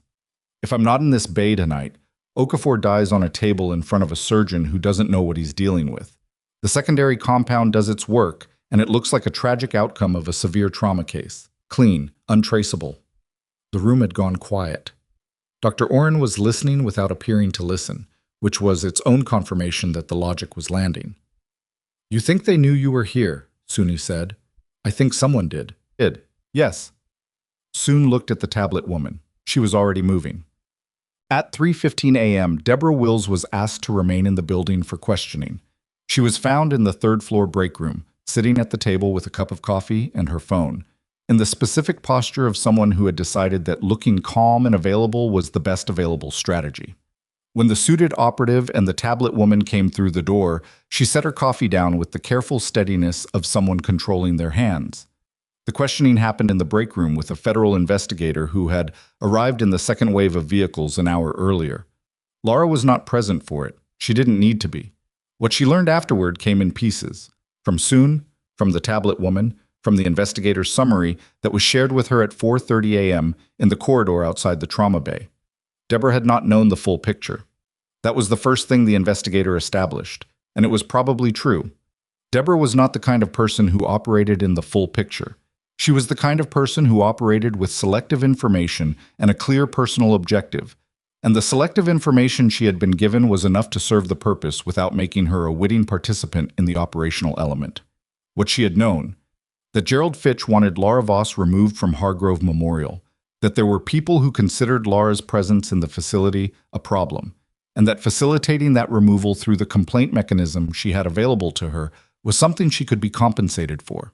The investigator used the word compensated with a specific flatness that made it mean something beyond performance bonuses. Deborah's personnel file, when the investigator accessed it, contained 3 years of financial records that Hargrove Memorial's HR department had never looked at. The records contained deposits that didn't correspond to her nursing director's salary. They were not large deposits. The amounts were calibrated to stay below the automated reporting thresholds, which was itself evidence of knowledge and intent. Individually, they looked like transfers from family, from investment accounts, from the kind of financial movements that a person of her income level plausibly generated. In aggregate, over 34 months, they added up to something that had a different name. Lara sat with this for a while. She sat with it in the corridor outside the trauma bay, on one of the plastic chairs that hospital corridors contained for reasons that had always seemed insufficient to the actual physical needs of the people who ended up in them. It was 4:30 in the morning. She had been on shift since 7 a.m. the previous day. Her feet had the deep, dull ache of long hours on hard floors, and there was a tightness across her left shoulder blade that she recognized as the physical location where her body stored stress when she was not sleeping. She was not sleeping. She was thinking about 34 months. The time span Deborah's financial records covered. She had been at Hargrove Memorial for 24 months, which meant the operation, if it was an operation, and the geometry of it was pointing with increasing clarity toward that conclusion, had begun 10 months before she arrived. Someone had known she was coming before she got here. The investigator sat down in the chair beside her. His name was Pharaoh. She had learned that in the last hour. I was in his mid-50s, with the careful, unhurried manner of someone who interviewed people for a living and had long since learned that patience extracted more than pressure. He had a paper cup of coffee that had probably been hot an hour ago. "I want to ask you something," he said. "Go ahead." "Your transfer to Delwood. Who initiated it?" She looked at him. "I applied. I found the posting. I applied. I was offered the position." "Who knew you were applying?" She went through the list. It was short. She had been deliberate about that. A former colleague from Wyoming who had served as a reference, the administrator at the Wyoming facility, the standard HR channels. 4 people, maybe 5, she said. "We're going to need that list." "You'll have it." Pharaoh looked at his coffee. "The posting you applied to. Do you remember where you found it?" She remembered. A healthcare employment database she'd used twice before. Standard listing. Nothing unusual about it. She told him the name of the database. He wrote it down. He didn't react to the name, but she had spent enough time watching people control their reactions to recognize the specific neutrality of someone who had just received a piece of information that confirmed something they already suspected. "Was the posting real?" she said. "The position is real. You've been doing the job." He paused. "Whether the posting was placed where you would find it, by people who wanted you in a specific location before a specific event, is something we're establishing." Lara sat with that. She had applied for this job because she had found the listing and it had fit her criteria: distance from her previous location, facility size, department structure. She had thought she was making a choice. She was now sitting in a hospital corridor at 4:30 in the morning, learning that the shape of that choice might have been constructed around her before she made it, the same way you built a frame around something you intended to catch. The feeling this produced was not simple. It was not clean anger or clean violation. It was more complicated than that, because the framing, if it was real, had placed her in a position where she had kept a man alive who otherwise would not have been. Whatever the intent behind the manipulation, the outcome had landed somewhere specific. She was not sure how to hold those two things simultaneously, so she set that aside for now and focused on what was immediately actionable. "The people Fitch was calling," she said. "Do you have an ID?" "Working on it." Okafor said Fitch was connective tissue. "He's right." Pharaoh stood up. "This goes somewhere larger than a nursing director and a hospital administrator in Montana. We've been tracking a network that's been targeting embedded operatives for 14 months. Tonight is the first time we've had a live interdiction at the point of attack." He looked at her with the direct, assessing attention of someone who had made a decision about what information to share and was watching for her response to verify the decision was correct. "The person who coordinated tonight's operation from the outside has been active for those 14 months. They know our placement protocols. They know how we select facilities. They know, or knew, enough about your specific training background to understand that you were the single variable in this building, capable of identifying the compound and the treatment pathway." Lara looked at him. Which means the campaign to remove you from this building wasn't incidental to tonight's operation. It was prerequisite to it. She had already arrived at that conclusion 40 minutes ago. Hearing it stated plainly by someone with access to the full operational picture was different from building it herself. It had a different weight, a different texture, the specific gravity of something confirmed rather than suspected. "The complaint records," she said. "The 4 complaints, the performance review. Those are documented. Fitch signed them. Deborah signed them." "Yes." "And the financial records behind Deborah's involvement?" "Yes." "Those are a federal paper trail." "A very clear one." Pharaoh's expression was not quite a smile, but had some of the same qualities. "By the time our investigative team is finished with this facility's records, every action taken against you in the last 6 weeks is going to be documented in a federal case file. That has implications for the hospital's institutional liability. Those implications are going to be significant. Lara looked at the corridor, at the plastic chairs, at the overnight lighting that made everything look slightly worse than it was. What happens to Okafor now? He'll be transferred to a secure medical facility when he's stable for transport. Dr. Oren will manage the transition. Pharaoh paused. He asked about you before the second treatment. He wanted to know your full history. What did you tell him? I told him I was still assembling it. He looked at her. But I think you know more of it than your file does. She didn't respond to that. She sat in the plastic chair and looked at the corridor and the quiet that had settled into Hargrove Memorial at 4:30 a.m., when the crisis had resolved into its aftermath, and the aftermath was doing the long, slow work of becoming whatever came next. At 5:10 a.m., Marcus Holt found her in the corridor. He came around the corner from the main hall with a cup of coffee in each hand and the expression of a man who had rehearsed what he was going to say and was not confident in any of the available versions. He stopped in front of her. He held out one of the coffees. She took it. She didn't say anything. He sat down in the chair Pharaoh had vacated. He looked at the wall. He said, after a silence that lasted long enough to be genuine, Roy Gallagher is being discharged tomorrow. His neurological function is intact. His pulmonary damage is recoverable. He paused. His wife came in at midnight. She wanted to know who had identified the compound. I told her it was a team assessment. Lara held the coffee. Why? Because I didn't... He stopped. Started again. Because saying your name felt like it required more than I was ready to do in that moment. He looked at her. That was wrong. She looked at him. Holt, she had discovered over 2 years, was not a bad physician. He was a proud one, and pride in a clinical context had a specific failure mode that tonight had walked him through at full resolution. She didn't say any of that. She said, tell her tomorrow, before he's discharged. He looked at her. His wife, she said, tell her tomorrow, with his name on it. He held her gaze for a moment. I will. He stood up. He took his coffee. He walked back around the corner toward the main hall, and his footsteps were slower than they'd been when he came, which was its own kind of information. At 6:45 a.m. soon came to find her. He didn't sit. He stood in front of her with the containment of a man who had been awake all night managing a crisis and was now standing on the other side of it, in the particular stillness of someone who has been running on adrenaline and protocol and is waiting for both to finish clearing. He said, Fitch has given us the upstream contact. Who is it? A logistics coordinator embedded in a domestic shipping company.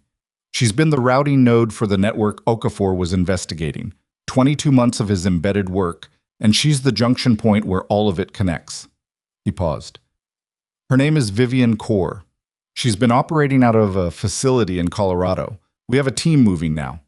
Lara looked at him. Does she know tonight went wrong? She knows the operation failed. She doesn't know the full extent of what we have. He paused. She also doesn't know that Okafor is alive. You're going to use that? Yes. She nodded. That was clean. That was the right call. She didn't say either of those things because Soon wasn't asking for her assessment of his operational choices. He said, I need to talk to you about your status here. My employment status. Your status generally. He looked at her directly, the cross-referencing look again, but without the calculation this time. He had finished calculating, she could tell. Your file from before. The classified record. I have access to it now. I read it on the drive here. She waited. Kessler Basin, he said, the extraction. 6 operatives, 4 hours and 40 minutes under active chemical exposure while you managed their treatment and kept all 6 alive until the extraction team arrived. He said it flatly, without decoration. The debrief report characterizes your actions as, quote, operationally decisive in circumstances that exceeded the parameters of available training protocols. It was a field improvisation, she said. Yes, an exceptionally effective one that the reviewing board recommended for commendation. He paused. A commendation that was never formally issued because your unit was subsequently classified at a level that made the commendation's existence a security liability. She had known that. She had been told that years ago by someone whose name she was not going to say in this corridor. She had filed it in the same place she filed most things from that period, closed, settled, not requiring ongoing attention. The record also, Soon said, includes a notation from your unit's medical director recommending you for an advanced operational medicine role. The notation was written 3 weeks before the incident that produced your injuries. It was buried in the classification. She hadn't known that. She looked at her coffee. Your burn injuries ended your operational capacity, Suni said. Your discharge was medical. You were not removed for performance or conduct. The record is unambiguous on that. He paused again. It's also apparently not something anyone at Hargrove Memorial was ever told, including you when you transitioned to civilian employment. She looked up at him. Your civilian employment record was processed through a standard transition pathway that didn't include access to your classified service documentation. The licensing boards, the HR systems, none of them had the full picture. He held her gaze. 2 years ago, when this hospital hired you, they hired a trauma nurse with a gap in her employment history and a kitchen fire story. They had no way to know what they were actually getting. And now, she said, now we know what they were getting. The corridor was quiet. The 5 a.m. stillness of a hospital was its own particular sound, muted, held, the building breathing at its lowest metabolic rate before the morning shift began to pick it up. Lara thought about the last 2 years, the studio apartment and the cracked mirror on her truck, and the medical journals on the shelf, and the inventory she ran in her head before sleep.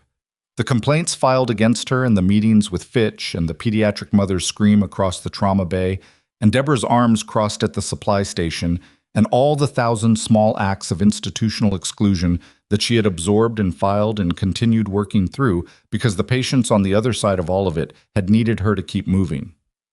She thought about Roy Gallagher's wife coming in at midnight to ask who had identified the compound. She thought about the 6-year-old boy on the gurney whose mother had screamed at the sight of her. She thought about Warren Okafor saying, "You're still here," with the weight of someone who had expected otherwise. "What are you asking me?" she said. Suni said, "I'm not asking you anything tonight. I'm telling you what the record says, and I'm telling you that the people who need to know it now know it." He looked toward the trauma bay. "What comes after that is a conversation for when you've slept and when Okafor is stable enough to participate in it." He wants to participate in it? He specifically requested it. Those were his words. Suna looked at her again. He also said, and I'm quoting because I think you should hear it directly, "Make sure she understands what she actually did tonight. Not the clinical version, the other one." She looked at the corridor floor, the other one. The version where a woman that an entire institution had spent 6 weeks systematically eliminating had stayed in the building anyway, had documented everything, had continued doing her job at the edges of increasing hostility, and had been standing in exactly the right place at exactly the right moment with exactly the right knowledge to do something that nobody else in that building could have done. The version that had nothing to do with the performance review or the complaint records or Gerald Fitch's 2 a.m. drive toward a highway he didn't reach. She held her coffee in both hands and looked at the floor of the corridor and did not say anything for a long moment. Then she said, "I have 4 more hours left on my shift." Soon looked at her. Something crossed his face. Not quite surprise, but its more experienced relative. "Lara, the chemical plant workers from last night, the ones who came in before Okafor. Roy Gallagher is being discharged tomorrow, but the others are still on the floor. Someone needs to run their post-exposure monitoring. That's a specific protocol." She looked at him. "Gerald Fitch suspended my bay access. He's currently in federal custody. The suspension seems like it may not have been issued in good faith." Soon looked at her for a moment. Then he said, "I think you can consider that suspension resolved." She stood up. She finished the last of the coffee. She set the cup on the chair. She straightened her scrubs, which were the same scrubs she had put on 22 hours ago, and she walked down the corridor toward the patient floor with the steady, unhurried gait of someone who knew where she was going and had work to do when she got there. Behind her, Soon watched her go. He had his phone out. He was composing a message that was going to travel a long distance in the next 30 seconds. To a set of people who needed to know that the variable they had been watching tonight had resolved in a specific and decisive direction, and that the resolution had consequences that extended considerably beyond a single hospital in a small Montana city. The message was 3 sentences. The third one said, "She went back to work." He sent it. Down the hall, In the room where Gerald Fitch's office sat empty and dark, the filing cabinet that contained 6 weeks of complaint records and disciplinary documentation and a performance review scheduled for Thursday sat in silence, and in the electronic system that backed up Hargrove Memorial's personnel files, a federal investigator's access credentials had been active for the last 2 hours, and the copy of those records now existed in a federal case file where it was going to spend the foreseeable future doing something very different from what Gerald Fitch had built it to do. At 7:02 a.m., the day shift began arriving. The first nurse through the main doors was a woman named Polly Reese, who had worked the day shift for 6 years and who had, over the previous 6 weeks, signed one of Deborah's complaint documents without reading it carefully because Deborah had presented it as a routine administrative matter during a shift handoff, and Polly had been running on 4 hours of sleep. Polly would think about that document for a long time after this morning. She would think about it when she learned what the document had been part of, and she would think about it when she learned who had been in the trauma bay all night and what had happened there. She came through the doors and went to her locker and found, slipped under the locker door, a folded piece of paper. She opened it. It was a single line of text, printed, no signature. It was a case number, a federal case number, and below it, a 4-digit access code. She looked at it for a long time. Then she went to the nursing station's computer terminal, and she entered the case number, and she entered the access code, and what came up on the screen was the first page of a federal investigative file that contained 34 months of financial records and a timeline and a list of names. Her name was on the list, not as a subject, as a witness. She read the first page twice. Then she picked up her phone and called the number at the bottom of the document, which was a federal investigator's direct line. And when the investigator answered, she said, "My name is Polly Reese. I'm a nurse at Hargrove Memorial. I think I need to tell you something about a document I signed 6 weeks ago." The investigator said, "We know. Thank you for calling. We're going to need a statement." Polly sat down at the nursing station. The morning light was coming through the east-facing windows at the end of the hall, the particular flat gold of very early sun that hadn't fully committed to the day yet. And in the trauma bay at the far end of the corridor, the monitoring equipment was running its quiet, continuous work, and Warren Okafor's numbers were stable, and Lara Voss was on the patient floor checking post-exposure protocols on the Varick industrial workers. And the complaint file that had been 6 weeks in the building was now in the hands of people who were going to do something very different with it than Gerald Fitch had intended. And Deborah Wills, in a conference room on the second floor with a federal investigator and a lawyer. The investigator had informed her she was permitted to call, was looking at a printout of her own financial records, and beginning, at last, to understand the full weight of the things she had agreed to do, and finding that the weight was considerably greater than she had been led to believe when she agreed to do it. The investigator set a second document on the table in front of her. It was a photograph.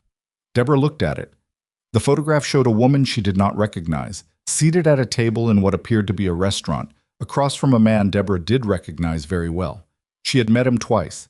He had given her the first deposit instructions. She had never known his name. She knew, looking at the photograph, that whatever the investigator was about to tell her about the man in the image was going to change the shape of every calculation she had been making since 1 a.m., and that the change was not going to be in her favor. "Tell me," the investigator said, "about the first time you spoke with him." Deborah looked at the photograph. She looked at the investigator. She looked at the lawyer she had called, who gave her the very small, very measured nod of someone whose job was to navigate toward the least bad available outcome. She began to talk. And across the city, in a secure federal communications facility that Delwood, Montana did not officially contain, a phone rang on the desk of a senior analyst who had been awake since the first report came in from Hargrove Memorial. And when she answered it, what she heard was 4 words from a field operative she had been waiting on for 14 months. "Core is in custody." The analyst closed her eyes for exactly 1 second. Then she opened them and began making the calls that needed to be made. And the first call went to a number that had Warren Okafor's name attached to it. And when the secure line connected, the analyst said, "It's done. Core is in custody. You can stand down." On the other end of the line, in a hospital room in Delwood, Montana, Warren Okafor said nothing for a moment. Then he said, "Is Voss still in the building?" The analyst checked. The check took 11 seconds, during which Okafor waited with the patient stillness of a man who had spent 22 months learning how to wait. "She's on the floor," the analyst said. Running post-exposure protocols on the chemical plant workers. Okafor was quiet again. Then, of course she is. He ended the call. He lay back against the hospital pillow and looked at the ceiling, and the expression on his face was the specific expression of a man who had arrived at a conclusion he'd been building toward for a long time, and had found that the conclusion was exactly what he'd expected it to be, and that this was both a relief and the beginning of something that had not yet been named. The ceiling of the patient room had a water stain in the upper left corner shaped like nothing in particular, and Warren Okafor had been looking at it for 4 minutes when the door opened and Lara came in. She was still in the same scrubs. She had a chart tablet in one hand and a cup of coffee in the other that was probably her third of the morning, and she moved through the doorway with the matter-of-fact efficiency of someone making a routine check rather than the entrance of a person who had kept him alive through 2 separate treatment sequences and a security breach in the same night. She looked at his monitor. She looked at his IV line. She looked at his face, briefly, with the clinical attention that processed what it needed and moved on. "Your pressure's better," she said. "I know. They tell me every 30 minutes. That's because it keeps being true." She made a notation on the tablet. "How's the pain?" "Manageable." "Scale?" 4. "That's better than 3 hours ago." "Yes." He watched her check the IV connection with the practiced, automatic movements of someone whose hands knew the work independent of conscious direction. "Core is in custody," he said. She didn't look up. "I heard." The network she was running has 14 months of interdiction data attached to it now. Enough to build a case that doesn't require my testimony, which means I don't have to surface. He paused. Which means 22 months of work actually produced something. "It produced several things," she said. He looked at her. She was still looking at the tablet. "Soon told me what you figured out, about the posting, about Fitch knowing you were coming. Pharaoh's team is establishing the timeline. It's established. They briefed me an hour ago." He shifted against the pillow, managing the movement with the controlled care of someone respecting the limits their body had set overnight. "You were placed here. The job posting was seeded in the database you used specifically because someone who had access to your classified record knew your training background and knew that the compound they were going to use on me required someone with your specific knowledge to counter." He said it plainly, the way he said everything, without softening it, without framing it for easier reception. "Someone on our side set you up, placed you in this facility 14 months before I was brought in, arranged the operational environment around you." She looked up from the tablet. "That someone," he said, "is also in custody this morning. He was the source inside the agency who gave Core's network the placement protocols. He knew your record. He knew mine. He built the board and put the pieces on it." He held her gaze. "He didn't account for Fitch moving against you early. That wasn't part of the plan. The harassment, Deborah, the complaint campaign, that was Fitch running a separate agenda, someone in his network wanting you out before the operation date, overriding the placement logic. It nearly worked." Lara set the tablet on the bedside table. She sat down in the chair beside the bed, not the way visitors sat in hospital chairs, but the way someone sat when they were going to have a conversation that required stability. "The person who placed me here," she said. "They used me without consent." "Yes." "They made a decision about my life and my location based on classified information I had no access to, without telling me, without asking me, and then watched while I spent 6 weeks being systematically dismantled by an institution they had put me in." "Yes." He didn't qualify it. He didn't reach for the operational justification she could see available to him. He just held the word there, clean and without cushioning. "That's exactly what happened." She looked at the window. The morning had fully arrived outside, but genuine daylight now, the thin gold of early hours filling out into the broader, flatter light of a Montana morning that didn't have the warmth the color suggested. "Did it work?" she said. "The placement. Did having me here change the outcome?" "The compound would have killed me within 6 hours if it had gone unidentified," he said. "Holt's protocol would have masked the secondary release until it was past the treatment window. Every physician in this building would have called it complications from traumatic injury." He paused. "So yes, it worked." "That makes it worse," she said. "Not better." "I know." She looked at him. "You knew," she said.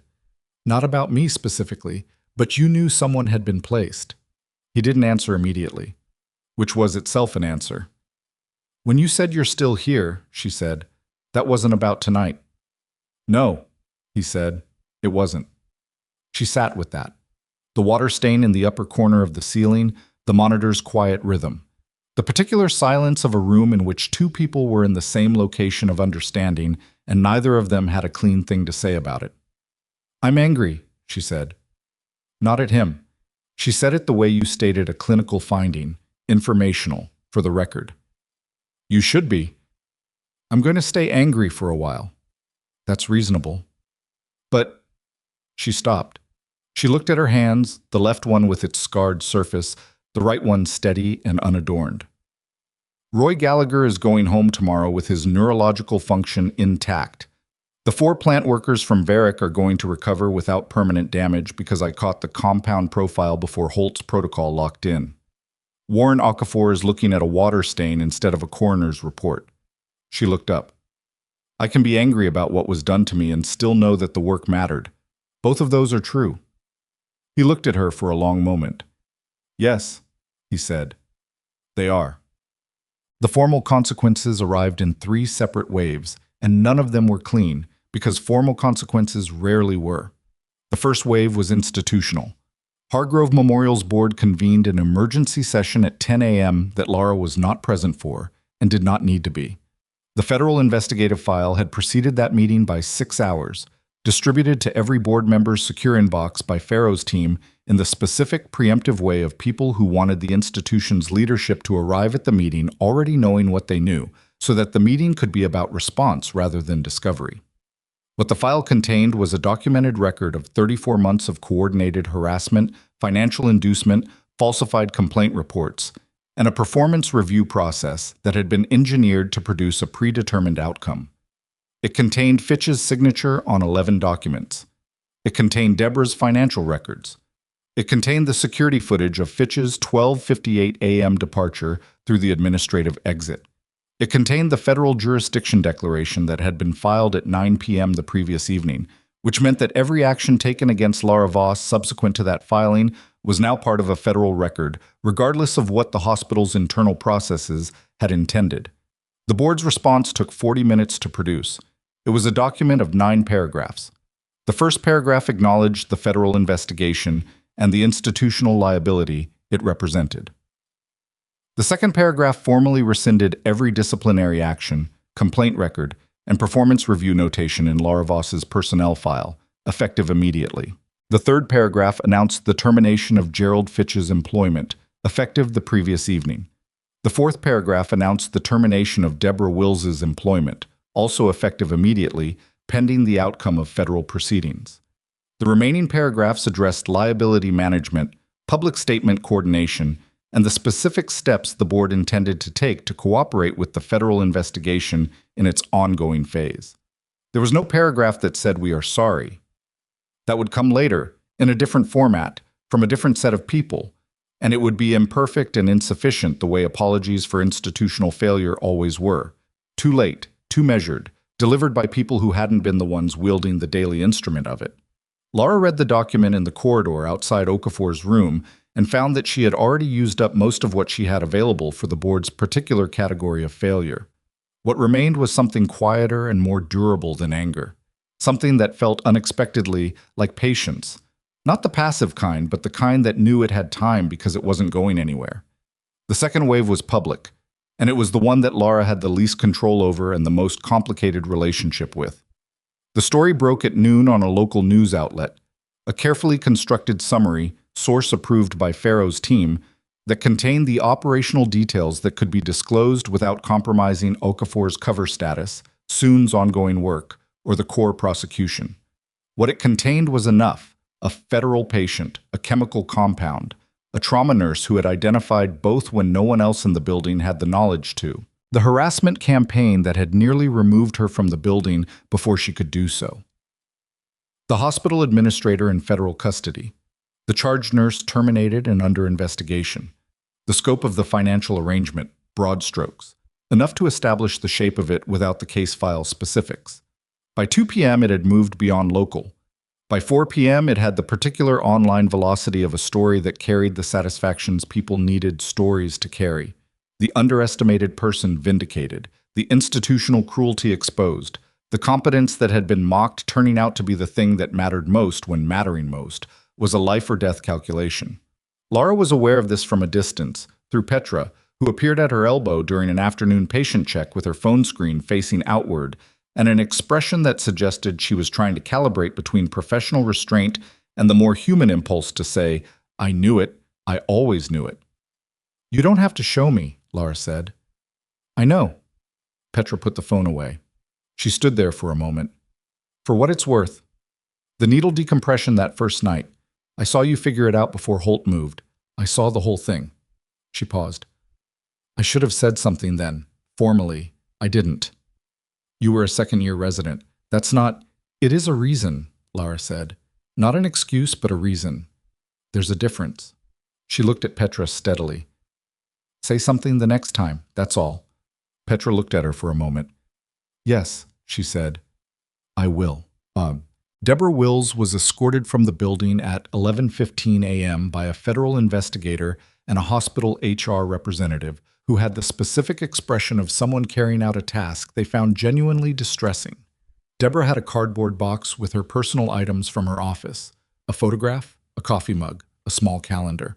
She walked through the main corridor during shift change, which meant she walked past 12 nurses and 4 physicians, and an orderly named Marcus Teal, who had worked at Hargrove Memorial for 23 years, and who watched her pass with an expression that wasn't satisfaction, exactly, but had some of satisfaction's structure. No one said anything to her. Silence was complete and deliberate, and heavy in the way that silences were when everyone present understood what it signified. At the nursing station, a woman named Yolanda Ferris, who had worked under Deborah for 3 years and had twice been pressured to add her name to complaint documents. She hadn't witnessed the events described in, watched the escort reach the exterior doors. She waited until the doors closed. Then she turned to the nurse beside her, a young man named Drew, who was 6 months out of his nursing program, and said quietly, "That's what it looks like when something finally catches up." Drew watched the empty doorway. "Does it happen much?" Yolanda thought about that honestly. "Not enough," she said. "But sometimes." "Yes." Fitch's situation resolved through the federal process rather than the public one. He was charged, the charges were substantial, and the cooperation he had offered in the first hours of his custody had reduced some of the variables in his future without removing the central one, which was that he had facilitated an operation that had resulted in a direct attack on a federal operative in a civilian medical facility, and had constructed a 6-week institutional abuse campaign as part of the enabling conditions. He did not return to Hargrove Memorial. He did not return to hospital administration. Those were the facts of his immediate future, and what came after them was a matter for courts and time. The third wave was the one Lara felt most directly, because it was personal in the specific way that institutional vindication was not. Roy Gallagher's wife came to the nursing floor at 3 p.m., 40 minutes before his discharge. Her name was Carol, and she was a compact, gray-haired woman with the particular energy of someone who had spent a very hard night and a very long day running on the specific fuel of relief that hadn't yet converted into rest. She asked at the nursing station for Lara Voss. The nurse at the station, Yolanda, pointed down the hall without a word. Carol found Lara in the supply room doing inventory. Lara looked up when the door opened. Carol said, "You're the one who knew what was wrong with my husband." "Yes," Lara said. Carol looked at her, at the scars on her neck and arm, at the faded scrubs and the chart tablet and the supply room's unremarkable fluorescent light. She looked at all of it with the direct, unhesitating attention of a woman who had decided she was going to see what was in front of her clearly and completely and without flinching. Then she crossed the room and put both arms around Lara and held on. Lara stood very still for a moment. She was not, by default, a person who received physical expressions of gratitude easily. She had spent too long in contexts where physical contact was either tactical or clinical, and the intermediate human version of it sometimes landed wrong, mistimed, in the gap between who she had been and who she was currently being. But Carol Gallagher held on with the uncomplicated, total sincerity of someone who had something real to express and no interest in performing it correctly. And after a moment, Lara put one hand on the woman's back and let it be what it was. "Thank you," Carol said. She pulled back. Her eyes were wet, which she didn't apologize for or manage. Marcus Holt told me this morning. He told me your name. She paused. He looked like it cost him something to say it. It probably did, Lara said. Good, Carol said without particular heat, just as a statement of appropriate accounting. She looked at Lara one more time. Then she nodded once, the nod of someone completing a thing they came to complete, and left the supply room. Lara stood in the supply room for a moment after the door closed. She looked at the shelves, she looked at her hands, she looked at the middle distance between the two, and stayed there for a moment that was longer than a breath and shorter than anything that needed a name. Then she went back to the inventory. Soon came to find her at 5 p.m., which was the end of a shift that had technically begun 22 hours earlier, though the official clock had been reset at some point in the administrative wave that morning when the board had processed the rescission documents and restored her status without the suspension attached to it. He had 2 chairs with him, which he had apparently carried from the waiting area at the end of the hall, which was an oddly domestic gesture from a deputy director of a federal intelligence apparatus. He set them in the corridor outside the trauma bay. He sat in one. He waited. She came out of the bay at 5:08 p.m. and looked at the chairs. She sat in the second one. He had a folder. He set it on his knee without opening it.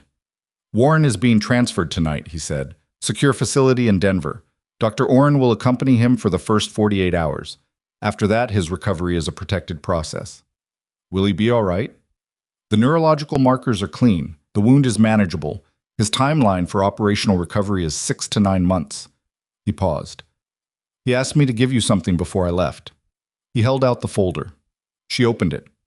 Inside was a single sheet of paper, official letterhead she didn't immediately recognize, with a security classification marker in the upper corner and a signature at the bottom that she also didn't recognize. Above the signature was a paragraph of dense official language that she read twice to make sure she was parsing it correctly. It was a formal declassification notice, specifically applied to her service record, her operational history, her classified commendation from the Kessler Basin Incident Review Board, and the medical director's recommendation that had been buried in the classification 14 months after it was written. All of it declassified effective the previous evening, authorized under emergency executive provision. Below the official paragraph, in handwriting that was not printed, someone had written 4 words. For the record. W.O. She looked at the handwriting for a long moment. Your nursing license board will receive the full service record by end of week, Soon said. Every institution that has a file on you will have the complete picture. The kitchen fire story retires. He said this last part without any particular weight, just as a statement of changed logistics. What you do with the record after that is your decision. What would you like me to do with it? She said. He looked at her. I'm not going to answer that the way you're expecting. Try me. I'd like you to do whatever you were going to do anyway. He said it plainly. You've been making your own calls in bad conditions for 11 years. I don't think you need a deputy director to tell you what to do next. She looked at the paper in her hands, at the 4 handwritten words at the bottom, at the signature above them and the classification marker above that, and the long official language of a system finally doing, belatedly, what it should have done years ago. She thought about what Warren Okafor had said that morning. Both of those things are true. And she thought about Kessler Basin, which she had not thought about directly in 2 years, the 4 hours and 40 minutes in a space that smelled like burned polymer and blood, with 6 people whose survival had depended entirely on her ability to stay functional and precise in conditions designed to prevent exactly that. She thought about the scars she had earned in those 4 hours and carried into every room she had entered since. She thought about the mother in the trauma bay screaming about her son. She thought about Roy Gallagher's wife holding on in the supply room. She folded the paper carefully. She put it in her scrub pocket. I have a question, she said.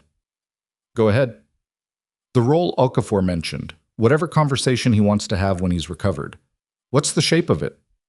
Suna looked at her. Advisory, he said. Field medical protocol development. The compound you identified last night. The treatment pathway you sourced from a training context that's 15 years old. That knowledge base doesn't exist anywhere accessible. We've been operating without it. He paused. The shape of it is, you continue doing what you're doing here, and when we need what you have, we ask. You decide each time. Not operational. Not operational. Strictly medical advisory. Your terms. She looked at the trauma bay doors. Through the window, she could see the evening shift settling in. The particular reorganization of a room changing hands. The new team orienting to the space. The monitors continuing their indifferent, reliable work, regardless of who was watching them. The room had held a federal patient and a security breach, and a chemical compound no civilian physician would have identified, and now it held a woman in her 30s with a minor laceration on her palm from a cooking accident, and a 12-year-old boy who had broken his collarbone falling off a fence, and the work was the same work regardless of the stakes attached to it. That was the thing nobody had understood when they looked at her scars and saw a liability. The work was the same work. The person doing it was the same person. The stakes varied, but the requirement, stay present, stay precise, stay in the room when the room got hard, that was constant. That had always been constant. She had never left the room. Tell Okafor I'll be here when he's ready to talk, she said. Soon nodded. He picked up the folder and stood. He held out his hand. She shook it. His grip was firm and complete, the handshake of someone who meant it. He walked down the corridor toward the exit, carrying the 2 chairs because he was apparently the kind of person who returned things he'd borrowed even in the aftermath of a 20-hour federal operation, and she watched him go with the particular attention of someone committing a detail to the part of their memory that kept things without being asked to. At 5:30 p.m., Lara Voss walked back into the trauma bay. Yolanda was at the nursing station. She looked up. She didn't say anything elaborate. She said, "Room 3 needs a line check. The monitor's been reading funny since shift change." "I'll take it," Lara said. She crossed the bay to room 3. The patient was the 12-year-old with the collarbone, a boy named Eli, who had the particular combination of genuine pain and desperate effort to appear unbothered that 12-year-olds brought to injury situations. He was watching the monitor with the concentrated attention of someone who had decided that understanding the machine was the most dignified available response to not being in control of what it was measuring. Lara checked the line. The connection had a small air bubble in the secondary port. Easy fix, 30 seconds. She cleared it. The monitor reading stabilized. "There," she said. Eli looked at the monitor. He looked at her arm, at the scars directly, without the flinching redirect that adults used. Children did that sometimes. They looked at the thing, and then they looked at the person, and their assessment ran in that order, and then they asked or they didn't, and either way it was more honest than the adult version. "Does it hurt?" he said. "Your arm." "Not anymore," she said. "It did for a long time, but it stopped." He looked at the collarbone he was protecting with his other arm. "How long?" "Longer than you're going to need for that," she said. "You'll be back on the fence in 6 weeks. My mom says I'm not allowed on that fence anymore." "She might mean it for about 3 months," Lara said. "After that, probably less." He almost smiled. It cost him something, because smiling moved his shoulder, but he almost did it anyway, which was its own kind of information about who Eli was going to be in 20 years. She picked up his chart. She made the notation. She set it back on the hook at the foot of his bed. "Get some sleep," she said. "Your collarbone needs it more than you do." She walked out of room 3 and back into the main bay, and the bay was doing what bays did at 5:30 p.m., filling with the specific productive noise of a team that knew its work and was doing it, monitors and voices and the squeaking wheel on the supply cart that had needed replacing for 4 months and would probably need replacing for 4 more. Ordinary noise. The sound of a department that was going to be here tomorrow and the day after and all the days that followed, doing the same work with the same imperfect, necessary, ongoing effort it had always done. She picked up the next chart. She was still here. Not because someone had placed her here. Not because a federal operation had required her presence. Not because an institution had finally, belatedly, produced a document acknowledging that what they had done to her was wrong. She was here because this was the work, and she knew how to do it, and the people on the other side of it needed someone who would stay in the room when the room got hard. She had been that person in a classified facility on a different continent with a very different title, and she was that person here, in faded scrubs under fluorescent light, and the scars were the same scars, and the hands were the same hands, and the decision, stay, stay, do not leave the room, was the same decision she had been making for 11 years. Some people spent their whole lives waiting to be recognized for what they already were. Lara Voss had stopped waiting a long time ago. She had gone back to work instead. And that, it turned out, had made all the